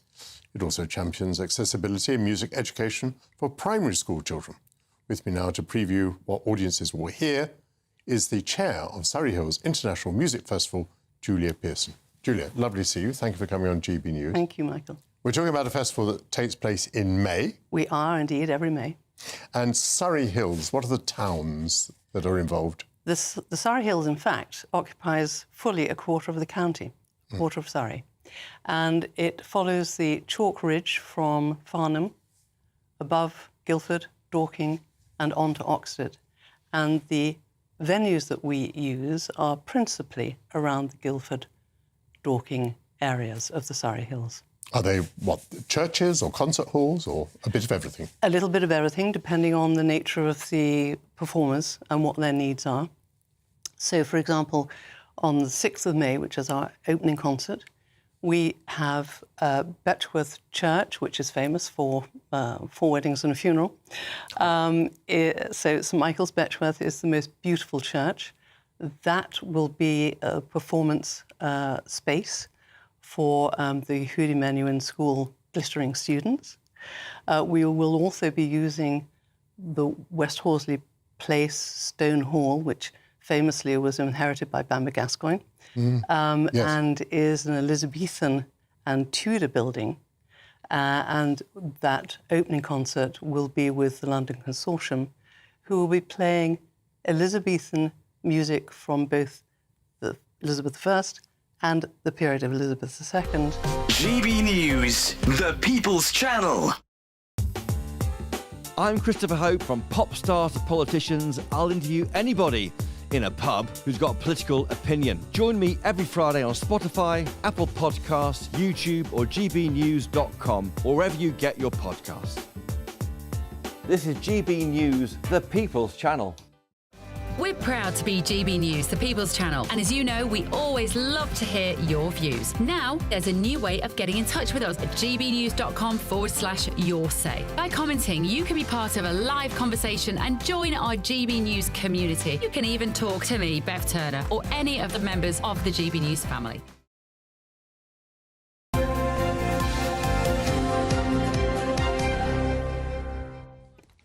Breaking news. For the first time ever, the voice of little Princess Lilibet has been heard in one of Meghan Markle's Instagram videos. Have a listen. What do we think, Lily? I think it's beautiful. Oh, it's so cute. Yes, the 3-year-old. What did she say? What did she say? She says, I think it's beautiful. I think it's beautiful. Oh, it's She's got lovely hair, hasn't she? Long, ginger, straight hair, yes. I think that's the first time we've seen her hair as well. But you didn't see her face. No. Katie Nicholl is here this morning to give us her explanation of maybe why we didn't see her face. Well, she's got gorgeous hair, hasn't she? And she sounds very cute. It's funny, isn't it? We're hearing a royal child, because she is a princess, speaking with an American accent, and I suppose it's inevitable, isn't it? They're being raised in California schools, surrounded by Californians. But I think it was probably quite deliberate that we didn't see Lilibet's face. I mean, we've really not seen much of Archie or Lilibet at all in all of these years. And I think, you know, with Harry very much campaigning about internet safety and online safety, clearly that's going to be a factor in their decision. But I think more than that is that you've got this royal couple who are, as we know, very protective about their privacy. And I think know that if they're seen to be photographing their children, putting those images out on social media, then people like us are going to sit back and say, well, you can't have it both ways. You can't ask for your privacy and then have your children splashed all over social media. Yeah, I understand that. When do you think we'd see Lilibet and Archie? Do you think we will eventually? Look, I think we will. I think it will happen, but I think it's going to be very much on their terms. I mean, we saw a bit of Archie, didn't we, when Meghan was showing him that wall of photographs of Diana in the Meghan and Harry Netflix series. So I think it will happen, but I think they're just understandably very cautious about it. I mean, don't forget, we've got a prince who's saying he can't actually bring his children here because he feels he's not protected enough security-wise. So they've got to be careful in terms of what they're doing. And then will people also say, well, actually, she's using the children to capitalise on what she's doing? Because, of course, this was all about jam making, which is all about as ever. It's about the jam at the moment. Which is about product placement. So I think it's lovely to see the children. It's lovely to see them growing up. We're not going to get what we have with the Wales children, which are those beautiful images that we get. You know, we've got Charlotte's birthday coming up soon. We know we're going to get another picture. We've just seen little Louis celebrate his birthday. So you're not going to get that with Meghan and Harry. They will be more cautious, but it is still nice to see them and to hear her. Yes, and she sounds very cute as well. Now, tomorrow's an exciting day, isn't it? Because it is the 14th wedding anniversary of the Prince and Princess. Can you believe that? No, I can't believe that. 14 years ago. Excuse me, I can't believe you were still at school. I was still at school. What? Yes, I was still at school, 2011. Katie and I were sitting working outside we were. On the Mall. It was I remember it was my very, very first big international broadcast for the Americans. I was doing it for GMA and for the BBC. Yeah. And it was just such a huge occasion. We were all so nervous. You know, we knew that this was massive. It was going to be a huge broadcast, a huge moment. And 14 years on, it's an amazing achievement. They're going to be up in Scotland visiting the Isles of Mull and Iona for their wedding anniversary, which I think is lovely because they've got a very close connection with Scotland. Don't forget, they met at the University of St Andrews. So Scotland is close to their hearts. And for Catherine to be back at work after, you know, her whole health journey in the past year, I think it sends out a really nice message, actually, and it's a place that's special to both of them. So it'll be lovely to see them in Scotland together. They're just the loveliest couple, aren't they? They really are. They're very happy. They've been through so much. They have. They're very happy. I think they're very in love. I think, you know, you go through an experience like that and it makes or breaks you. Either brings you closer or it pushes you apart. And these two have come together, and I think, you know, they're going to get an amazing reception in Scotland. I think it will be almost like a coming home. And of course, it's Catherine's first proper overseas trip since her whole health issues. So it's quite significant in that respect as well. I mean, we've seen William travelling around the world, you know, haven't we, and been very, very busy sort of picking up the mantle. But the first time we've seen Kate on an overseas, and I think we will see more of it. There's a lot of speculation that there'll be an overseas tour possibly later this year. But, you know, she has said she's still in remission. She's not out the woods. You know, please God, she's going to stay cancer-free for a very long time. But she needs to pace herself. So trips like this around the UK, I think are really important. Yeah. When it comes to presentation of royal events like this, out of courtesy, the broadcasters have to go to the royal family and inform them or ask them about the presenters they have for these shows. And they went to William and they said, and he said, and who is presenting for Sky News? And they said, Eamonn Holmes will be presenting for Sky News. And he said, oh, Grandma will be pleased. Oh, that's a royal endorsement. Well, if that was true, but that's what I was told. I'll take that. I'll accept that. Definitely take that one, Eamonn. Very good. Imagine the late Queen watching you. That's lovely. Well, can I just say that just on that note of them watching, they do watch it, because I was told that after that wedding, William and Kate went back to Clarence's house. She still had all her hair done up in her tiara. And when the hairdresser went to take it down for that evening do, they were in there sort of, I think they'd changed into Toweling Rose, and they were sitting on the bed watching the playback of the BBC. Really? Yeah, they watched the wedding back themselves. Watch it all back? Yeah, well, you would, wouldn't you? Well, you would. You'd be like, how did I look? Was the kiss all right? Did we kiss twice or was it just once? How did it look? Very good. Well, you look very well since the last time we talked. Thank you. Issues and whatever. Thank you. You look very good, and you sound very good as well. And we're going to hear and see you and hear you again 9:15 this morning, OK? I look forward to it. Thank you very much indeed, Katie Nicholl. Now, do stay with us. Dawn Newsom and Christopher Biggins are here. Go through the papers with us. That's next.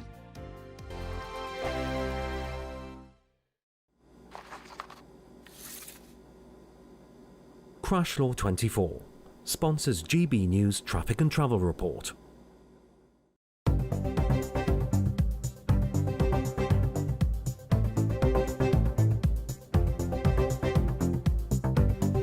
Good morning. This is the latest AI travel news from gbnews.com.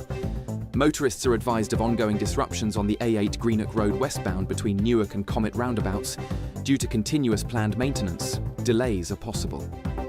In Wales, the entry slip road on the M4 westbound at Pyle, junction 37, remains closed for resurfacing work, with diversions in place. Stay up to date at gbnews.com for more travel news.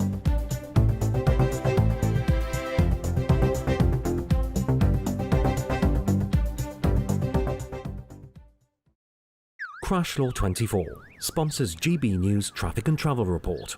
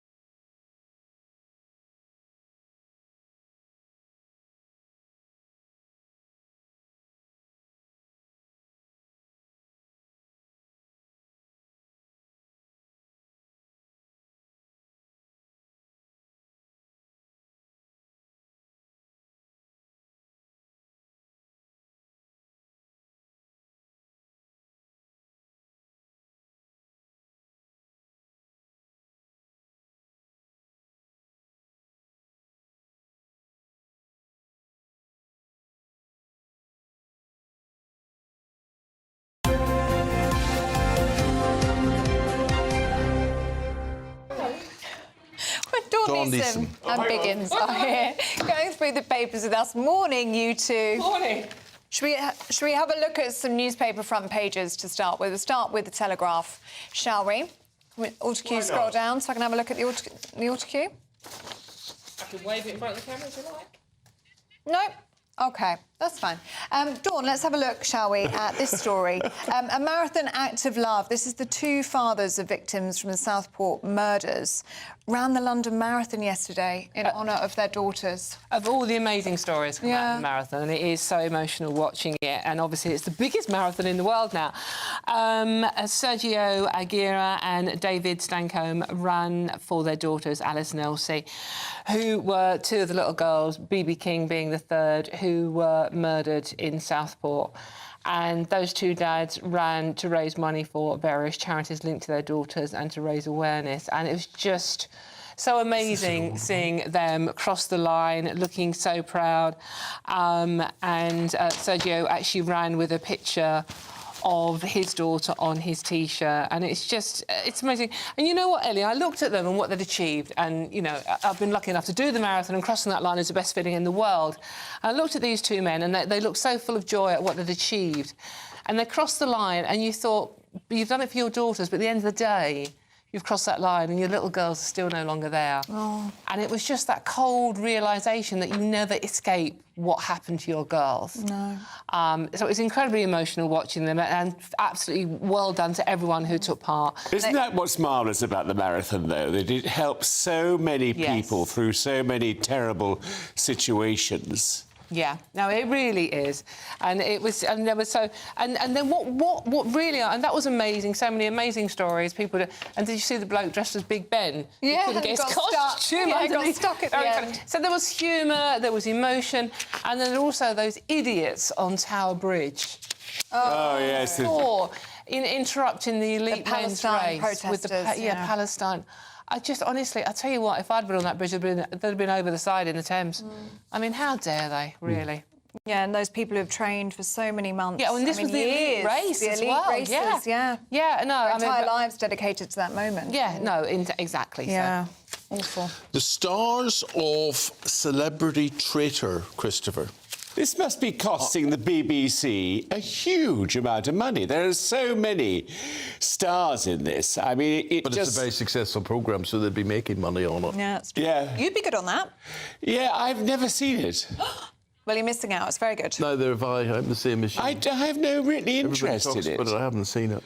No, but I mean, it's obviously, you know, they've got Alan Carr, Claire Balding, Stephen Fry, Jonathan Ross, Paloma Faith, Tom Daly, he'll be knitting, I suppose, Charlotte Church, Kate Garraway. It just goes on and on and on. Yeah, good people. So it is a big show, is it then? Yeah, huge show. The biggest show, I think. Really? The Traitors, yeah.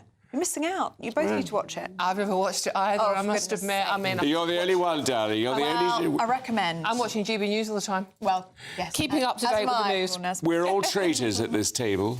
So if we were sitting down to breakfast, raisins with your morning cereal could help you live longer.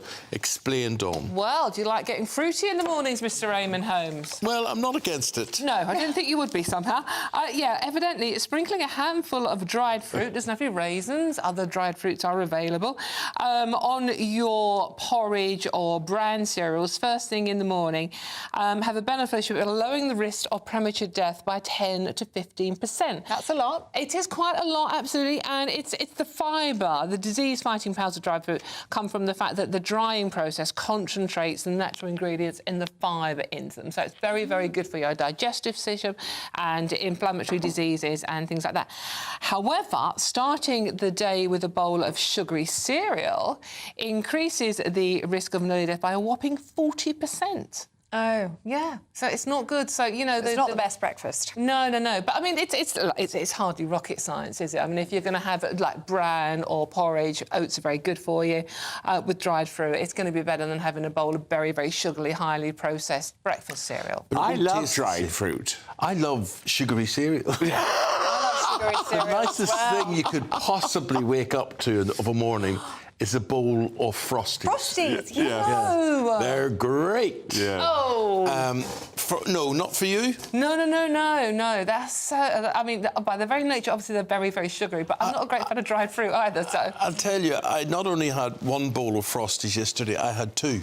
Did you? I feel like two bowls of cereal is the way to go. I like it dry out of the... Oh, God, yeah, I like Frosties. That's the best way to eat Frosties. Frosties dry. I like it at night, too. Yes. I mean, there's nothing better than a nice bowl... Are we still talking about the cereal here, Biggins? We are. Yeah, good. What would your ideal breakfast be, Biggins?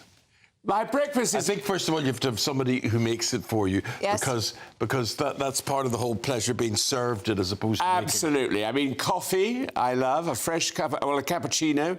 And I get very angry when I stay in a hotel and they charge you extra for a cappuccino. And I go, how dare you? And then they... That is a bit naughty. It is very naughty, I think. But anyway, and I do love a freshly squeezed orange juice.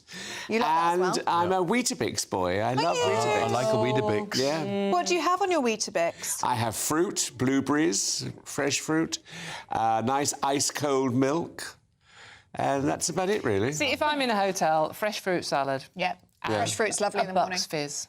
Oh, and a Bucks fizz. There you go. I like your style, Dawn. Yeah, absolutely. We can go out for breakfast together. There you go. Well, there you are. Sugar versus alcohol, first thing in the morning. Yeah, exactly. Guys, Perfect. we're going to take a short break, and we're going to be back talking more stories that are making the papers right after this.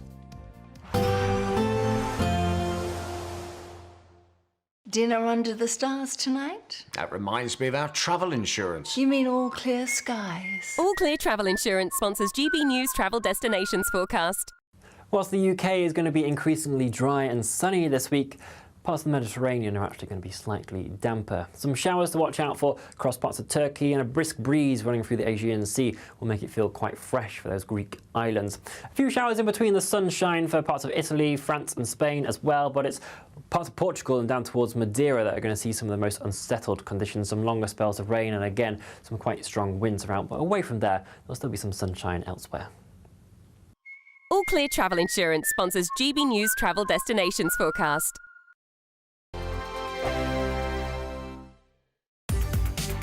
From the school run to the home run, watch a new show for all of Britain. So he can say whatever he wants. A straight talking show where all voices are heard. And, you know, when are we going to stop talking about smashing the gangs and actually do it? With the stories that matter from every part of our country. There's a bit of a crash landing there for your Chancellor. Bold, fearless and standing up for you. That's me, Martin Daubney, 3 p.m. till 6 p.m, weekdays, here only on GB News. The People's Channel, Britain's news channel. Good Afternoon Britain isn't just about us. The wonderful thing about this programme is it's about everyone watching. It's an interactive programme. Well, there absolutely is something to see here, and we're going to be talking about it more. Whether it's breaking royal news, please bring us up to date, or indeed a particularly punchy speech in the House of Commons. Very, very curious. We bring it to you live, and then we bring you live reaction as well. That's Good Afternoon Britain, weekdays from midday. Only on GB News, the People's Channel, Britain's news channel. Hi, I'm Michelle Dewberry, and my show is your opportunity to cut through all the noise and dive in headfirst to some robust debates. Ideas clash. Situation, Because the failure is... You're deliberately avoiding my point. Nothing's held back. And if you think this is the end of it, wait for more. And we do not shy away from the difficult stuff. Sometimes I want to shake people and say, if only you understood. So join me on Jubes & Co. weeknights at 6 p.m, only on GB News, Britain's news channel. The royal family is an enduring symbol of tradition, unity and pride for Britain. At GB News, we celebrate what makes this country great. In our new royal newsletter series, you can join me, Cameron Walker, for Inside the Palace, an exclusive look every week that takes you beyond the gates and brings you the very latest from those at the heart of the monarchy. Never miss a royal moment again. Sign up now. Go to gbnews.com/royal newsletter and get the latest straight to your inbox. What is the state of our economy? What is the state of our National Health Service? What is the state of our schools? What on earth is going on? Understanding Britain means understanding the state we are in. This is State of the Nation with me, Matt Goodwin, Wednesdays, Thursdays and Fridays from 8 p.m. on GB News. We're proud to be GB News, the People's Channel. And as you know, we always love to hear your views. Now, there's a new way of getting in touch with us at gbnews.com/your-say. By commenting, you can be part of a live conversation and join our GB News community. You can even talk to me, Bev Turner, or any of the members of the GB News family. I'm Christopher Hope. From pop stars to politicians, I'll interview anybody in a pub who's got a political opinion. Join me every Friday on Spotify, Apple Podcasts, YouTube or gbnews.com, or wherever you get your podcasts. This is GB News, the People's Channel.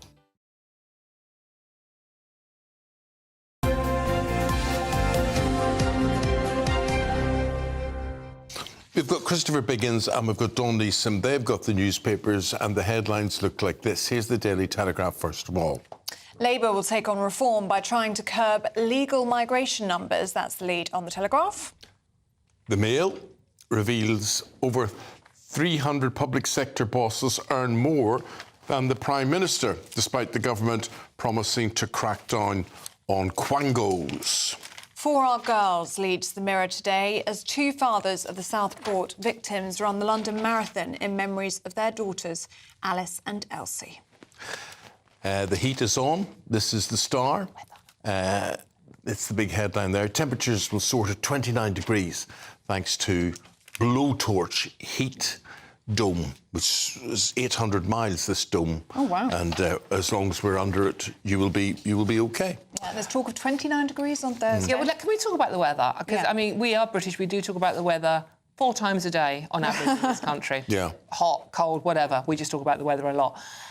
But we're going to have a few days of nice weather, OK? But, you know, the thing is, I looked at my diary and they say Wednesday's the best day or Thursday's the best day, and I go, I'm doing something. You find yourself working, and then come the weekend, it's not going to be good. Yeah, no, there is that. But it's a few days of nice weather. When we were younger, it's like, it's a few days of nice weather. Great, let's enjoy it. Now it's like blowtorch. And if you look at the weather maps, when we were younger, you'd have little smiley suns with smiley faces. Now it's blood red. And it's yellow warnings. Yeah, and it's going to be like 24 degrees. And it's like really not going to be that hot, is it? Right. We overdo it. Can't we just enjoy it? Can I talk about one of the stories concentrated in many of the papers today is of Virginia Giuffre, who had complained a lot about being trafficked, and sadly it appears she has committed suicide now at 40 years of age. She was 41. She leaves 3 children. Virginia obviously was American. She was the one when she was 17 that was hired as a masseuse by Epstein, who took his own life in prison, and alleged that Prince Andrew had sex with her 3 times, once in this country, twice in America, where she was underage. Remember, this is a 17-year-old girl we're talking about. The men involved are rich, powerful, and in their 40s. Prince Andrew denies. Prince Andrew denies any allegations whatsoever, and did make an out-of-court settlement of, we think, around about £11 million to a woman he claimed. Could I ask you, does anybody know, or are we led to believe, what will happen to that money, Lord? Well, I think there's a problem with that money, because I think obviously her children should, but she now didn't have control over the children.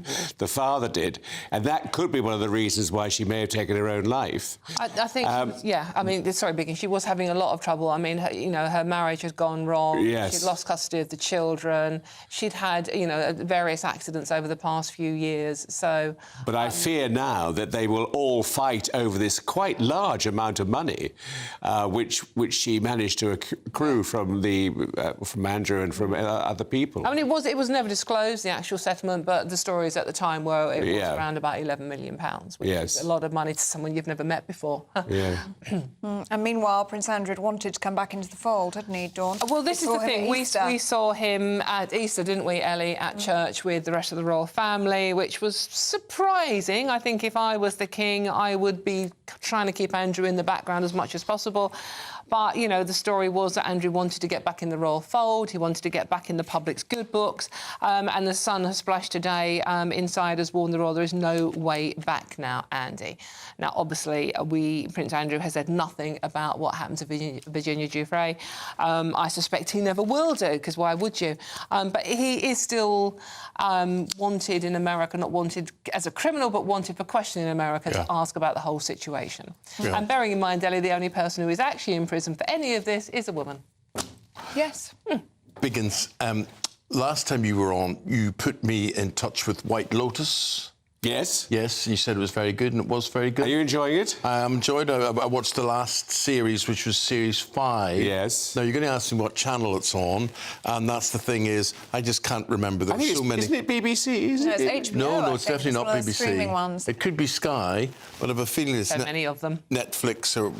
honestly, there are so many channels, you just don't know. We were talking about this earlier. Fun enough, nowadays, you have to take at least 15 minutes to decide where the programme programme we want to watch is on. And how we watch and whatever is very interesting. So I want to ask you as an actor. Yes. There's obviously lots more film, like see Helen Mirren, for instance, stars in everything that appears on Netflix or Prime or whatever it is. Helen Mirren's on it. It's amazing, you know. So there's obviously lots more work out there for actors. And the snobbery, it doesn't mean people are going to choose movies over these TV series, because these TV series are superbly made. They're very, very good.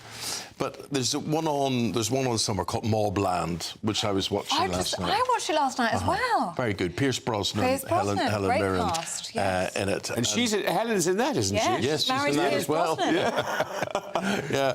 We recommend. The trouble, I just want to tell you one of the troubles about all these Netflix and big TV series with huge amounts of money for the actors is the actors don't want to do theatre anymore. Oh, I'm sure. Because they can't get the money. Yeah. And also, so they're committed to, say, doing a big TV series. A producer of a West End play would like people to do it for a year at least. Well, they don't want to do a year. They want to do 3 weeks or 4 weeks or something ridiculous. Because they make money on Netflix. Because they make so much money on Netflix. And then how we watch them, Dawn.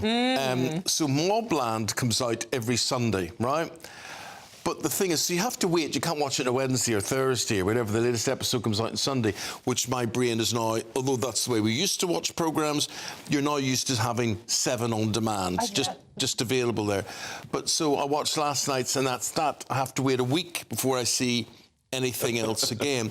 And it does affect how we view things. Yeah, it really does. I mean, TV viewing has changed so much. I mean, I used to look forward to watching programmes that were on. Now you can just binge watch the whole thing.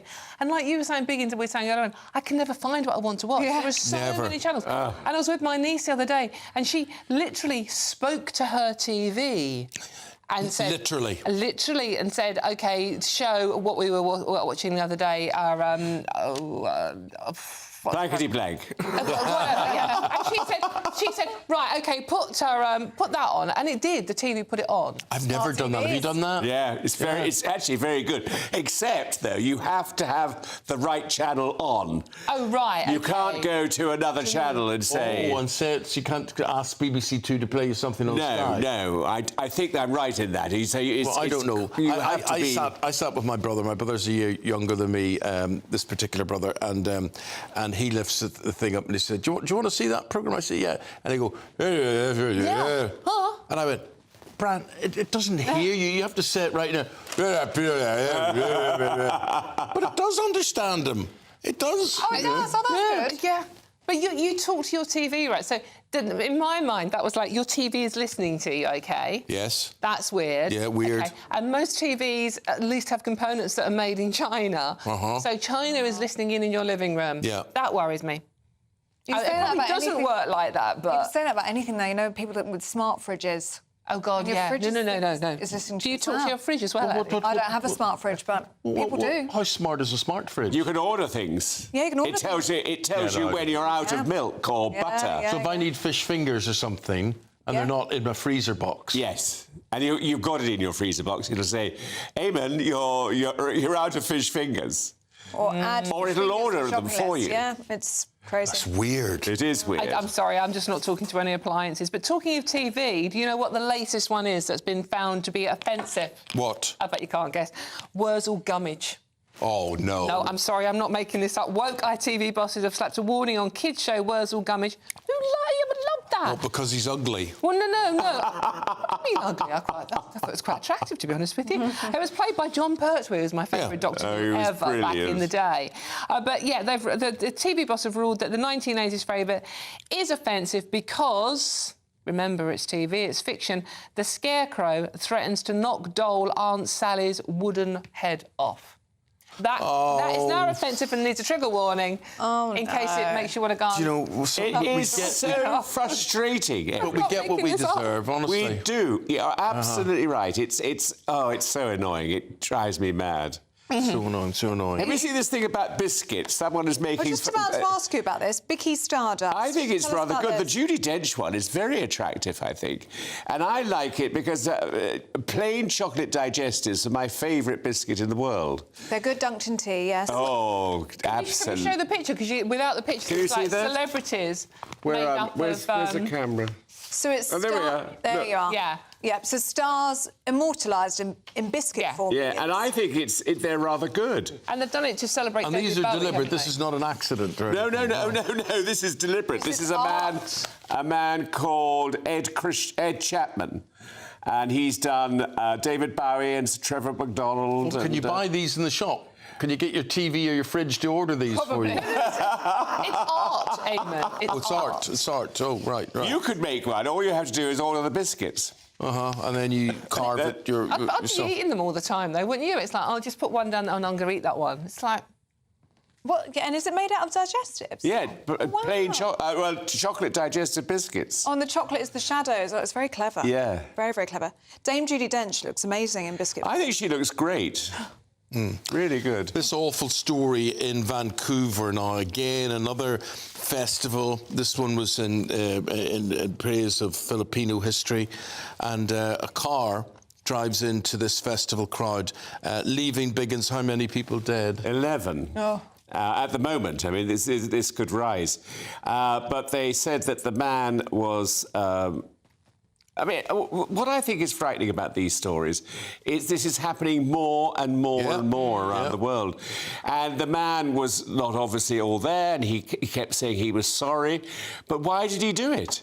I mean, he took his car, a large car, and absolutely ran through all these people. And isn't the question that he passed out at the wheel or something? No, I don't think it is at all. I mean, he was really compass mentis at the end of it, saying how sorry he was. But why did he do it? He was known to authorities, wasn't he? Yes, he We're told was. that he suffered And this is where, you know, people say, oh, there shouldn't be a death penalty. And you look at things like this and you think, why shouldn't there be a death penalty? I agree. Explain to an me. eye for an eye. Well, the other horrific story that's in the papers today is that awful crossbow attack in Leeds. Yes. There's 2 young women.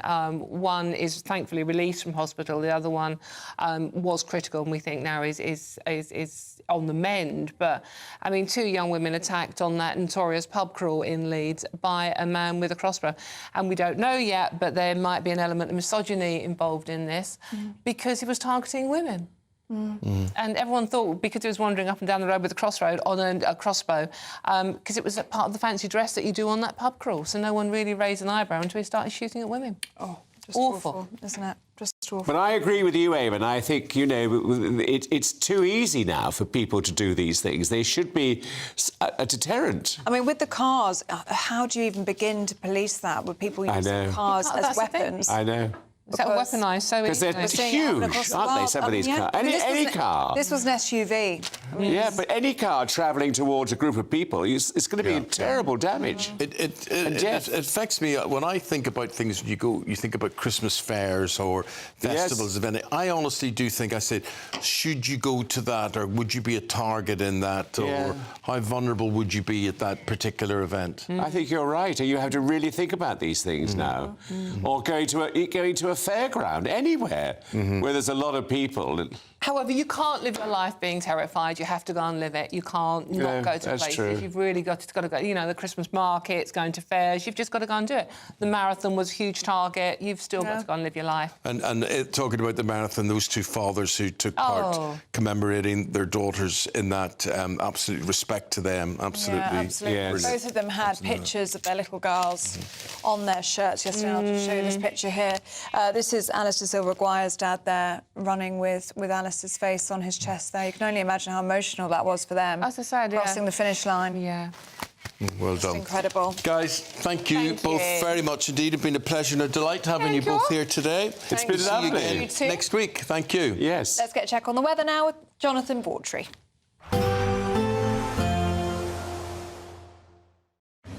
Even though we'll see a cloudy start, it'll be a bright outlook for the rest of the day.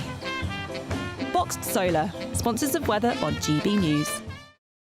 Hello there. A very good morning to you. This is your GB News weather forecast provided by the Met Office. It's going to be feeling like an early dose of summer for many of us this week, with temperatures on the rise and lots of sunshine on the cards, courtesy of this area of high pressure that is building its way in, keeping it dry and settled. But we do have this weather front just skirting the far north of Scotland this morning, so there will be some outbreaks of rain, particularly for the Isle of Lewis and Harris, over towards Caithness and Sutherland, maybe just fringing into Orkney as well. This rain band is slowly moving its way northwards, and as it does so, it's taking some of that cloud with it. So as we head into the afternoon, we will start to see the skies brightening a bit more, particularly for central, eastern and southern areas of Scotland. Northern Ireland as well will eventually see the sunshine breaking its way through, in addition to areas of northern England. For England and Wales, there could be some mist and fog patches around first thing this morning, but they will be readily clearing their way off. And certainly, once they do so, there'll be a lot of dry, fine weather around. Temperatures responding to that, seeing highs of 22 to 25 degrees Celsius in places, so certainly rather warm for the time of year. Staying relatively settled into this evening and overnight as well. Our rain bands in the north slowly just pushing up towards Shetland. Otherwise, a very dry night. Again, a few mist and fog patches to watch out for. There may be a patchy grass frost in some rural spots as well, but most of us seeing temperatures around 8 to 10 degrees Celsius. And that leads us into a fine and pleasant Tuesday across the board. Again, there's just a risk of a bit of cloud and patchy drizzle across the very far north, but there'll be lots of sunshine for many of us. Slight breeze across the far southwest, but otherwise inland, light winds will again help it feel very warm indeed. Temperatures notably above the April average for this point in the year. And get used to these warm temperatures because they'll be continuing throughout the week, potentially locally high 20s for some of us for Wednesday and Thursday. Enjoy your day. Bye-bye. Expect a warm front, moving from the kitchen right through to the rest of the house. Boxed Boilers, sponsors of weather on GB News.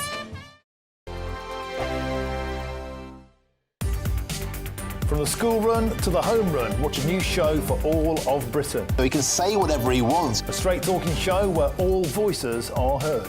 And, you know, when are we going to stop talking about smashing the gangs and actually do it? With the stories that matter from every part of our country. There's a bit of a crash landing there for your Chancellor. Bold, fearless and standing up for you. That's me, Martin Daubney, 3 p.m. till 6 p.m.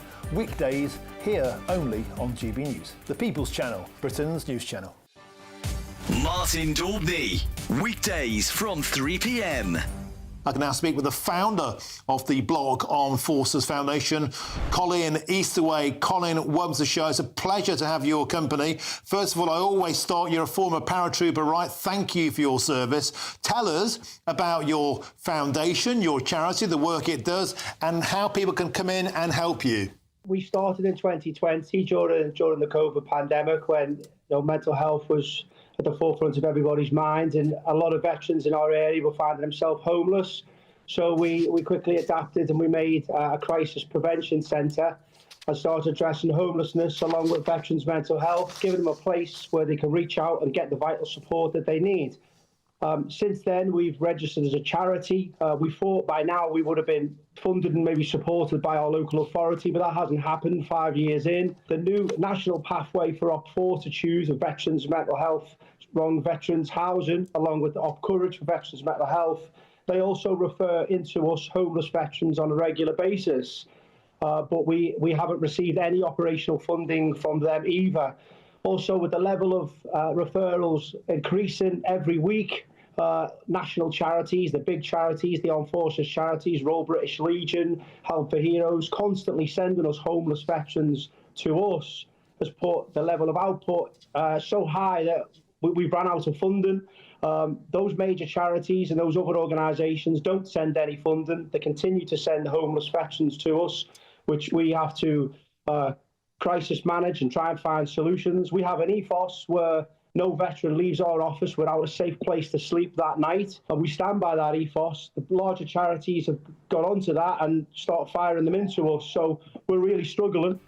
GB News, the People's Channel. Mornings don't have to be tiresome, especially if you have the right company. Wake up to news as it happens, opinion and debate, and of course, a little bit of entertainment too. Because when the kettle's on, we're on. That's Breakfast on GB News, a show worth waking up for. Every morning from 6 a.m. Only on the People's Channel, Britain's news channel. We'll spread the news, you spread the word.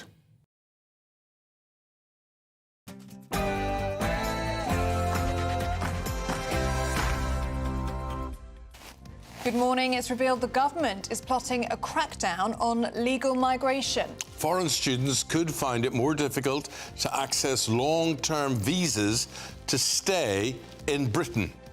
We're asking, is net migration on an upwards trend?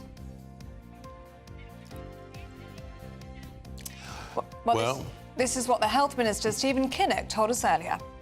It's fundamentally a Labour commitment to having a fair immigration system, but also one that works for our economy. Home Secretary Chris Philp, he issued this reminder. This year so far, 2025, has been the worst year in history for illegal immigrants crossing the English Channel. Yes, the government planning a major crackdown on on legal migration. What about the politics of all this? Is this really keeping the threat of reform at bay?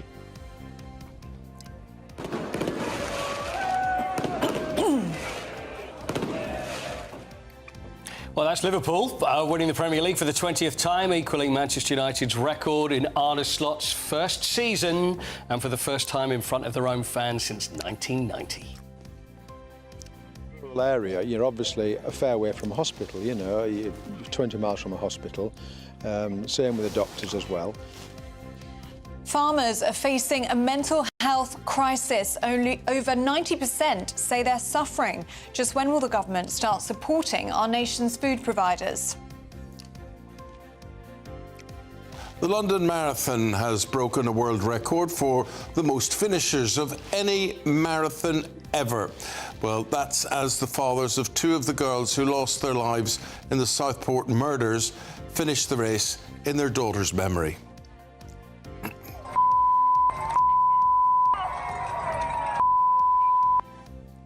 But the day is almost disrupted as pro-Palestine protesters throw paint powder on the men's elite runners. Lily. I think it's beautiful. And you're listening to the voice there of Princess Lilibet, speaking in an American accent after Meghan Markle shares a rare video of the little one. We're getting an early dose of summer this week. Join me later for the full forecast to find out exactly how high the temperatures will be climbing. On this Monday morning, a very good morning to you. Thank you for watching and listening. I'm Eamonn Holmes. I'm Ellie Costello, and this is GB News Breakfast.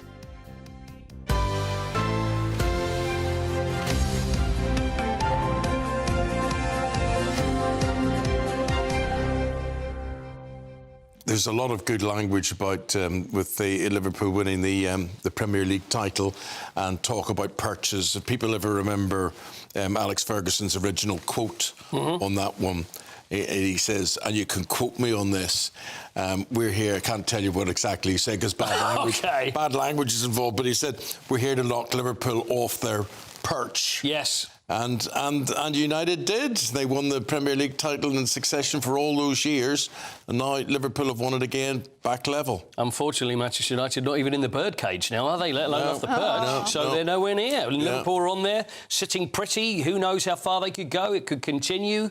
This could be a new dynasty. Who knows? Because that's how things go with teams. You know, there's that run, then it disappears, then it's someone else's turn. So maybe with a Man City, you're going to come stronger, and they're in the cup final, of course. Yeah, it shows you how important it is to renew, refresh, revitalise. You're absolutely correct. At the right time. Absolutely right. It's all about getting the right players, and often when to say goodbye. You may have a player in his prime, even like Mo Salah. I mean, he's been brilliant, but yes, he signed a new deal, but then you think, right, is it now time to replace? And that's what Alex Ferguson was very good at, replacing at the right time, and that's what a lot of teams are going to remember. Yeah.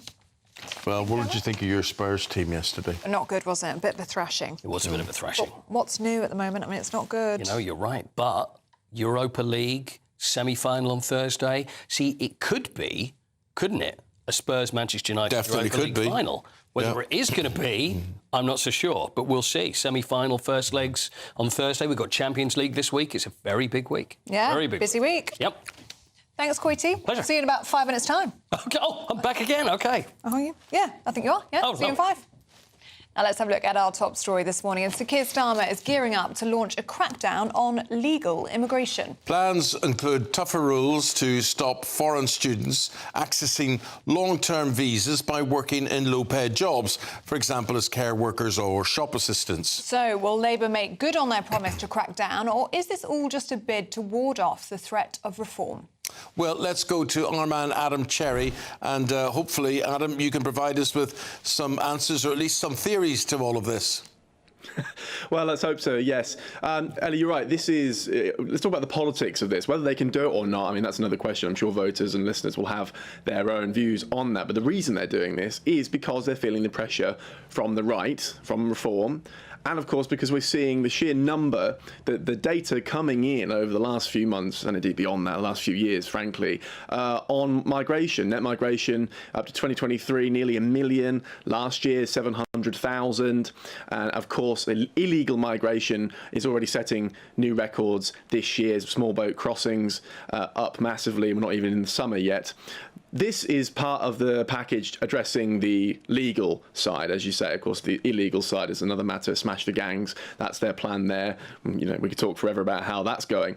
But this is about, as you say, dialing back on those student visas and the loophole there, which the Home Secretary Yvette Cooper is expected to discuss and show evidence that a lot of those student taking those student visas and then sort of converting them into health and social care visas, which enables them to stay for longer and you know, via, as you said, low-paid work, you know, care worker work, things like that, and it just enables them to stay way beyond what the student visa would allow. Now, if you look at what Lord Glasman has been saying in the last few days, he's the founder of Blue Labour, and he's saying that we should meet the voters where they are and tack to the right, essentially, to stop this the bleeding effect to reform, particularly in the red wall areas. And if they don't do that, they will suffer electorally. So it's really important to them. It's very important to Morgan McSweeney, who is the Chief of Staff in Number 10. He's saying, look, part of the package here is showing deportation, showing returns, evidence of that on the illegal side, but then also on the legal side, we've got to take this seriously as well. Again, if it works, whether it works is another question, but it's certainly the political, the direction of travel here at this point. OK, Adam Cherry there for us in Westminster. Thank you very much. If you're starting the day in Liverpool or you're a Liverpool supporter anywhere around the world, congratulations to you picking up the league title yesterday. A lot of very happy people and maybe more to celebrate, Paul, as we've got 4 weeks left of the season. Yeah, who knows? I mean, when you say about in Liverpool, what's interesting is that you have a certain age of people who are around sort of 45 to 50 up towards 60 around the London area who are huge Liverpool fans, because at the time in the 70s when they were that big, so many people supported Liverpool. And it's like Manchester United, they're those glory hunters. But the glory days are back again because they win the Premier League. Last time they won it was during lockdown, so people weren't allowed to celebrate at Anfield, although remember some people around the ground, they weren't allowed to go out and celebrate it, whereas now they're going to make the most of it. So they won it yesterday by beating Spurs 5-1 at Anfield. But there'll be two celebrations because at the end of the season, when they play Crystal Palace, last home game of the season, that's when they'll be given the trophy. So I don't know what's the hottest ticket, whether it was last night, to be able to say I was there when they won it or when the trophy's lifted. I reckon probably. Well, as a weekend, you know, what a weekend. That's what we're looking at there. And, of course, then the two FA Cup semi-finals, which give us Crystal Palace and Manchester City in the final of the FA Cup. Absolutely. Two games out at Wembley yesterday. So that's and interestingly, Manchester City, they're the ones who have been dethroned now by Liverpool, could go on and win the FA Cup, although Pep Guardiola is the one that's saying, well, this is not good enough. I'd be over the moon to win the FA Cup. I'll take anything. I'll take anything there is. Well, I rate the FA Cup as a trophy. So do I. And I think it should be built up. I think it should be like the American Super Bowl. There should be an act at half-time, and we should just big it up, really. There's nothing else like it. And my other theory about the FA Cup, which a lot of people I've spoken to have agreed with it, is give it a Champions League place. Make that a Champions League winning place. Yes, if you win rather the than FA 6 Cup. people in the Premier League. Exactly. You know. If you're coming fifth in the Premier League, do you get the Champions League? Win the FA Cup, and then you'll get, oh, yeah, well, surely then you might not get a good enough team win it. That's not true, because you will go out and try and win that because it's so important. You win it for the Europa League, you get into the Champions League, why not the FA Cup? And it'll bring a new life into that as well. Totally agree. Paul, thank you very much indeed. That's kept you busy this morning. Yes. Yeah. Thanks, Quincy. We're now going to talk about farmers, and we interviewed a couple of farmers on the programme already this morning. Health crisis in the industry, and it's serious. Yes, it is. North Yorkshire is home to over 6,000 farms, but the community says they're becoming increasingly isolated. 95% of them, can you believe, say that their mental health has deteriorated. Let's now hear from our reporter, Anna Riley, on this. Forgotten in the fields. Farmers in North Yorkshire are facing a growing health crisis. That's according to Health Watch. The rurality of the region makes healthcare access hard. This, combined with the demands of running a farm and stigma surrounding mental health, means farmers here aren't getting the support they need. Living in a rural area, you're obviously a fair way from a hospital, you know, you're 20 miles from a hospital, same with the doctors as well. And if you ring a doctor up now, you can't just get access that day. You know, you've got to book an appointment, it could be 4 or 5 days. And mental health issues, unlike cancer and a broken leg, you know, where you're seen fairly quickly, are not seen as priority. So people go away at home and they sit and they worry, or they drink, or they do whatever they're going to do until it gets probably too bad. But if you are struggling, you know, it's perceived as a weakness, so you just don't go. Labour's changes to agricultural property relief is an added financial pressure. This family farm now face paying £300,000 in inheritance tax. My father never says a great deal, but I know it's preying on his mind, you know, so now we were sort of hoping that after the budget there might have been some concessions coming. It doesn't look like there's going to be. So now we have to get something quickly sorted out to get it turned over and hope he lives 7 years. He's 84. Now he may well do. But, you know, when you get to 84, then every day you wake up is a bonus. And, I'm not just saying it's me, there's a lot of my friends in the same situation. What we call the clawback would be a sensible solution where you don't pay tax when you're passing it from one generation to another until that generation wants to sell it. And then that's when you'd pay the tax, because you would have the cash. The government is supporting farming communities by investing billions of pounds in the NHS. It also says it's backing British produce, reforming planning rules on farms to support food production and making the supply chain work more fairly. But for now, Health Watch is calling for improved care for those that keep the nation nourished. Anna Riley, GB News. Now, do stay with us. Still to come, royal correspondent Katie Nicholl is here telling us all about the new video revealing the voice of Prince Harry's youngest child, Princess Lilibet. And she's got an American accent. We'll be talking about that next. Just surprise, really. Good Afternoon Britain isn't just about us. The wonderful thing about this programme is it's about everyone watching. It's an interactive programme. Well, there absolutely is something to see here, and we're going to be talking about it more. Whether it's breaking royal news, please bring us up to date, or indeed a particularly punchy speech in the House of Commons. Very, very curious. We bring it to you live, and then we bring you live reaction as well. That's Good Afternoon Britain, weekdays from midday. Only on GB News, the People's Channel, Britain's news channel. On Thursday, the 1st of May, voters across England go to the polls. In a series of council elections. Mayoral elections and one crucial by-election. They'll vote on the local issues that matter to them and let the parties know where they stand. We'll be here throughout the night. Live around the country. As the first results come in. And from 6 a.m. on Friday morning, as it all becomes clearer, we'll be here to discuss what it means for you. Vote 2025, the people decide, from 11 p.m. on Thursday. Only on GB News, Britain's news channel. Hi, I'm Michelle Dewberry, and my show is your opportunity to cut through all the noise and dive in headfirst to some robust debates. Ideas clash. Situation, Because the failure is... You're deliberately avoiding my point. Nothing's held back. And if you think this is the end of it, wait for more. And we do not shy away from the difficult stuff. Sometimes I want to shake people and say, if only you understood. So join me on Jubes & Co. weeknights at 6 p.m, only on GB News, Britain's news channel. It's Patrick Christie's Tonight, and here we do things differently. It's explaining the absolute madness of this, doesn't it? It's explosive. I mean, this is very good. It's lively. 850. Your government sat there, Sean, and it did nothing. It's controversial. And the Middle East has been in turmoil since before I was born. It's everything you need to kickstart your evening. Everyone's had their Weetabix tonight. I love to see it. That's Patrick Christie's Tonight, weeknights from 9 p.m.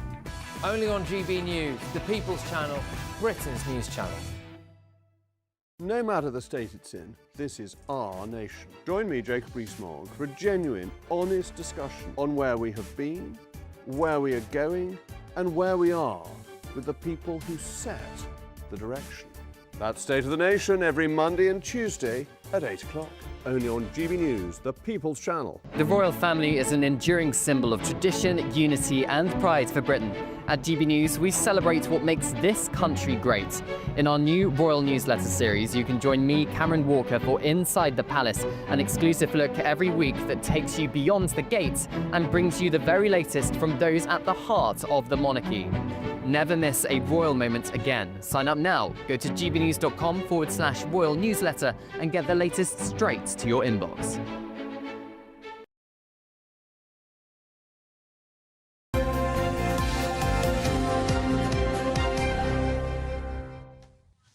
Now, I'm very excited about this. You less so. It's the first time that the voice of Princess Lilibet has been heard in one of Meghan Markle's... It's not much of a voice, it's a little voice. It's very cute. And it's got an accent, so very that's cute. the thing. Have a listen. What do we think, Lily? I think it's beautiful.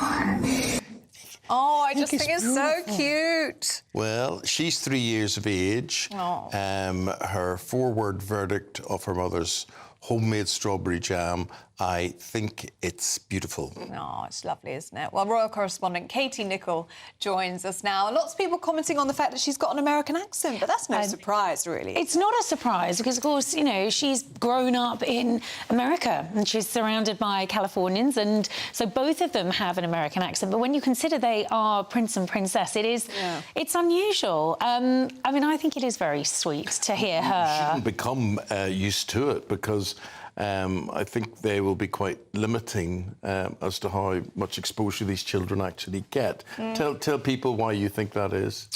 Well, I think they're going to be very careful about images like this, and you don't see her face, right? You see this beautiful red hair, but you're not seeing her face. We've actually seen very little of the children's faces, and that's the first time we've ever heard her speak, and I think that is very much because, as we know, privacy is at the forefront for this couple. You know, Harry's made it clear he doesn't even feel safe coming to Britain without that police protection because he thinks his family's at risk.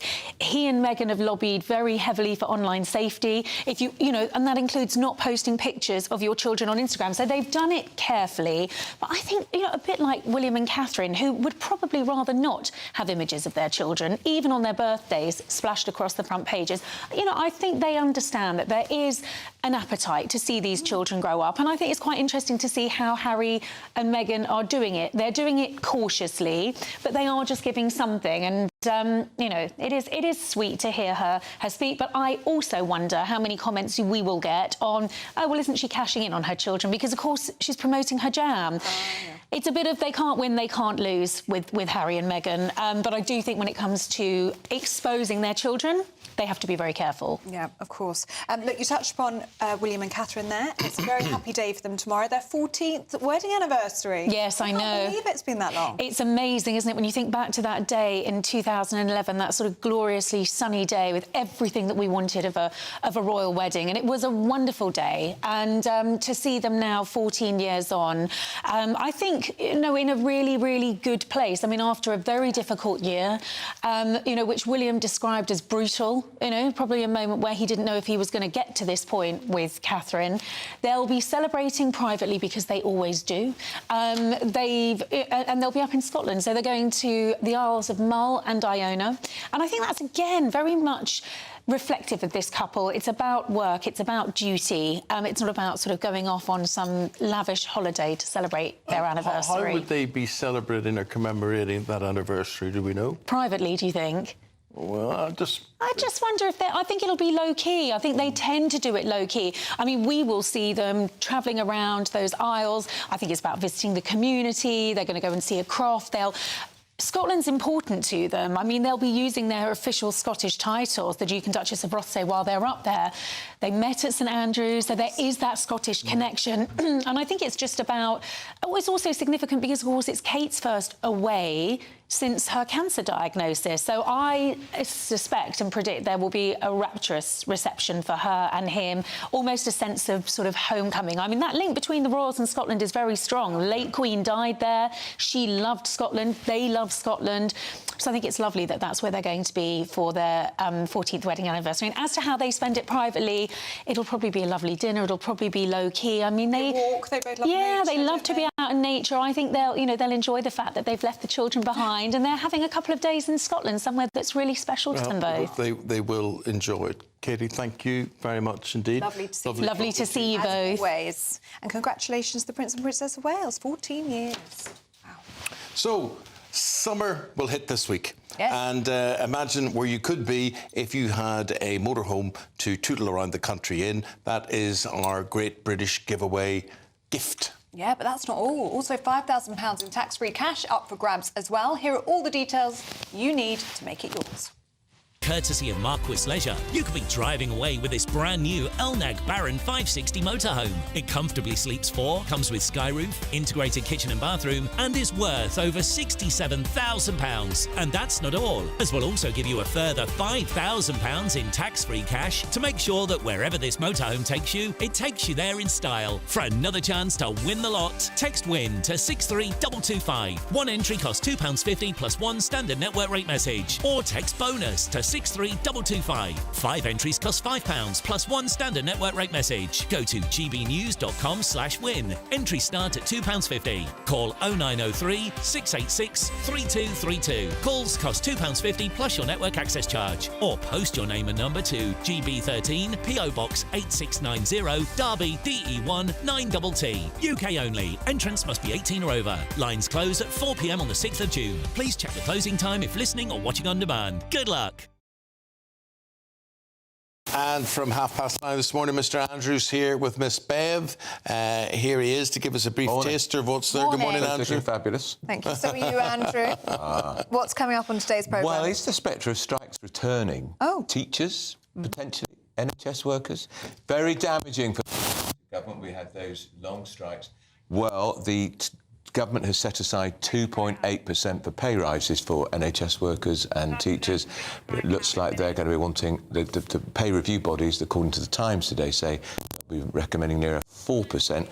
Does the Chancellor find that money? She hasn't got it. If she does find it, is that higher taxes or more borrowing? It's a big problem. And do we want strikes back? No, we do not. So we're talking around those issues, big issues, I think. Very difficult for Labour if they go on strike in the NHS. That is meant to be Labour's big, strong selling point. Trust us on the NHS. And they've been making progress, haven't they, in terms of the NHS app that they're talking about today, and appointments and waiting lists. So this is the last thing. And Starmer is out and about talking about the NHS today, but what he won't want to talk about is NHS pay. Yeah. So... It'll be an issue coming down the track. Certainly is. What else have you got for us, Andrew? What else are we talking about? We are obviously talking about Liverpool. Sorry, it's intrude on private grief for you, Eamonn, but they've won the first time since COVID when the stadiums were empty. Credit to them. You know, there's no argument. They're the best team. Right. Well, how did your team do? 14th, I think we're sitting in the 14th. He's been very gracious. Yeah. Well, I'm quite despondent about just where we are and what we're at, but it'll take a long time for Manchester United to get back level with Liverpool in terms of rebuilding that team. But it's their moment at the moment. Yeah, and we're also talking about Brexit betrayal. We've got the idea of Free movement. Free movement. Is it coming back by the back door? That won't go down very well. Haven't we got enough people in this country already? Aren't we full up? Yes, we are. OK, Andrew. All to come. Here's your weather.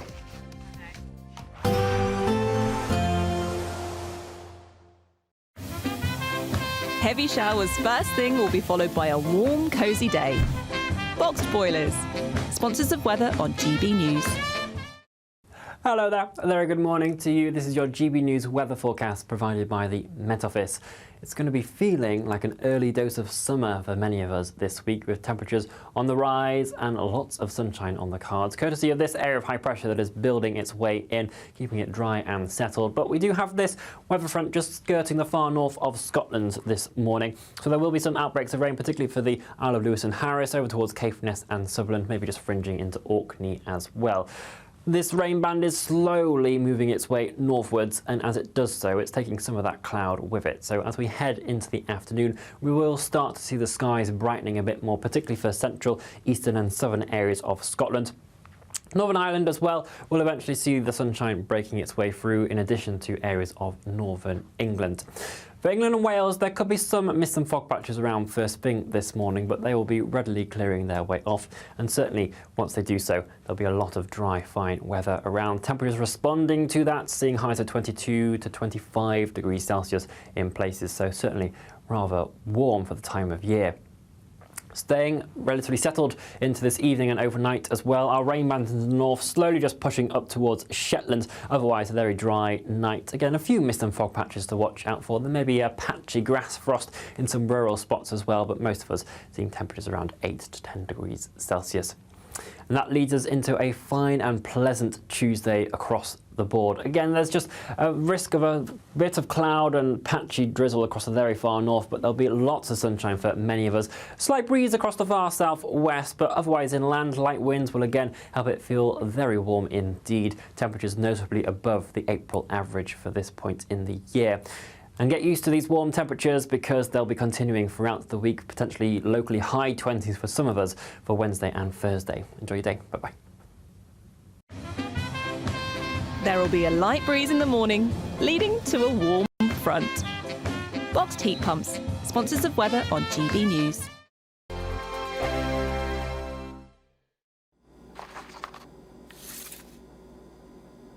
Crash Law 24 sponsors GB News Traffic and Travel Report.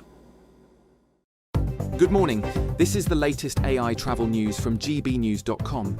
In Surrey, on the M25 anti-clockwise between Junction 11 and Junction 10, a road collision has resulted in one of 4 lanes being closed. Expect delays of up to 1 hour, with conditions anticipated to improve between 10:45 and 11 this morning.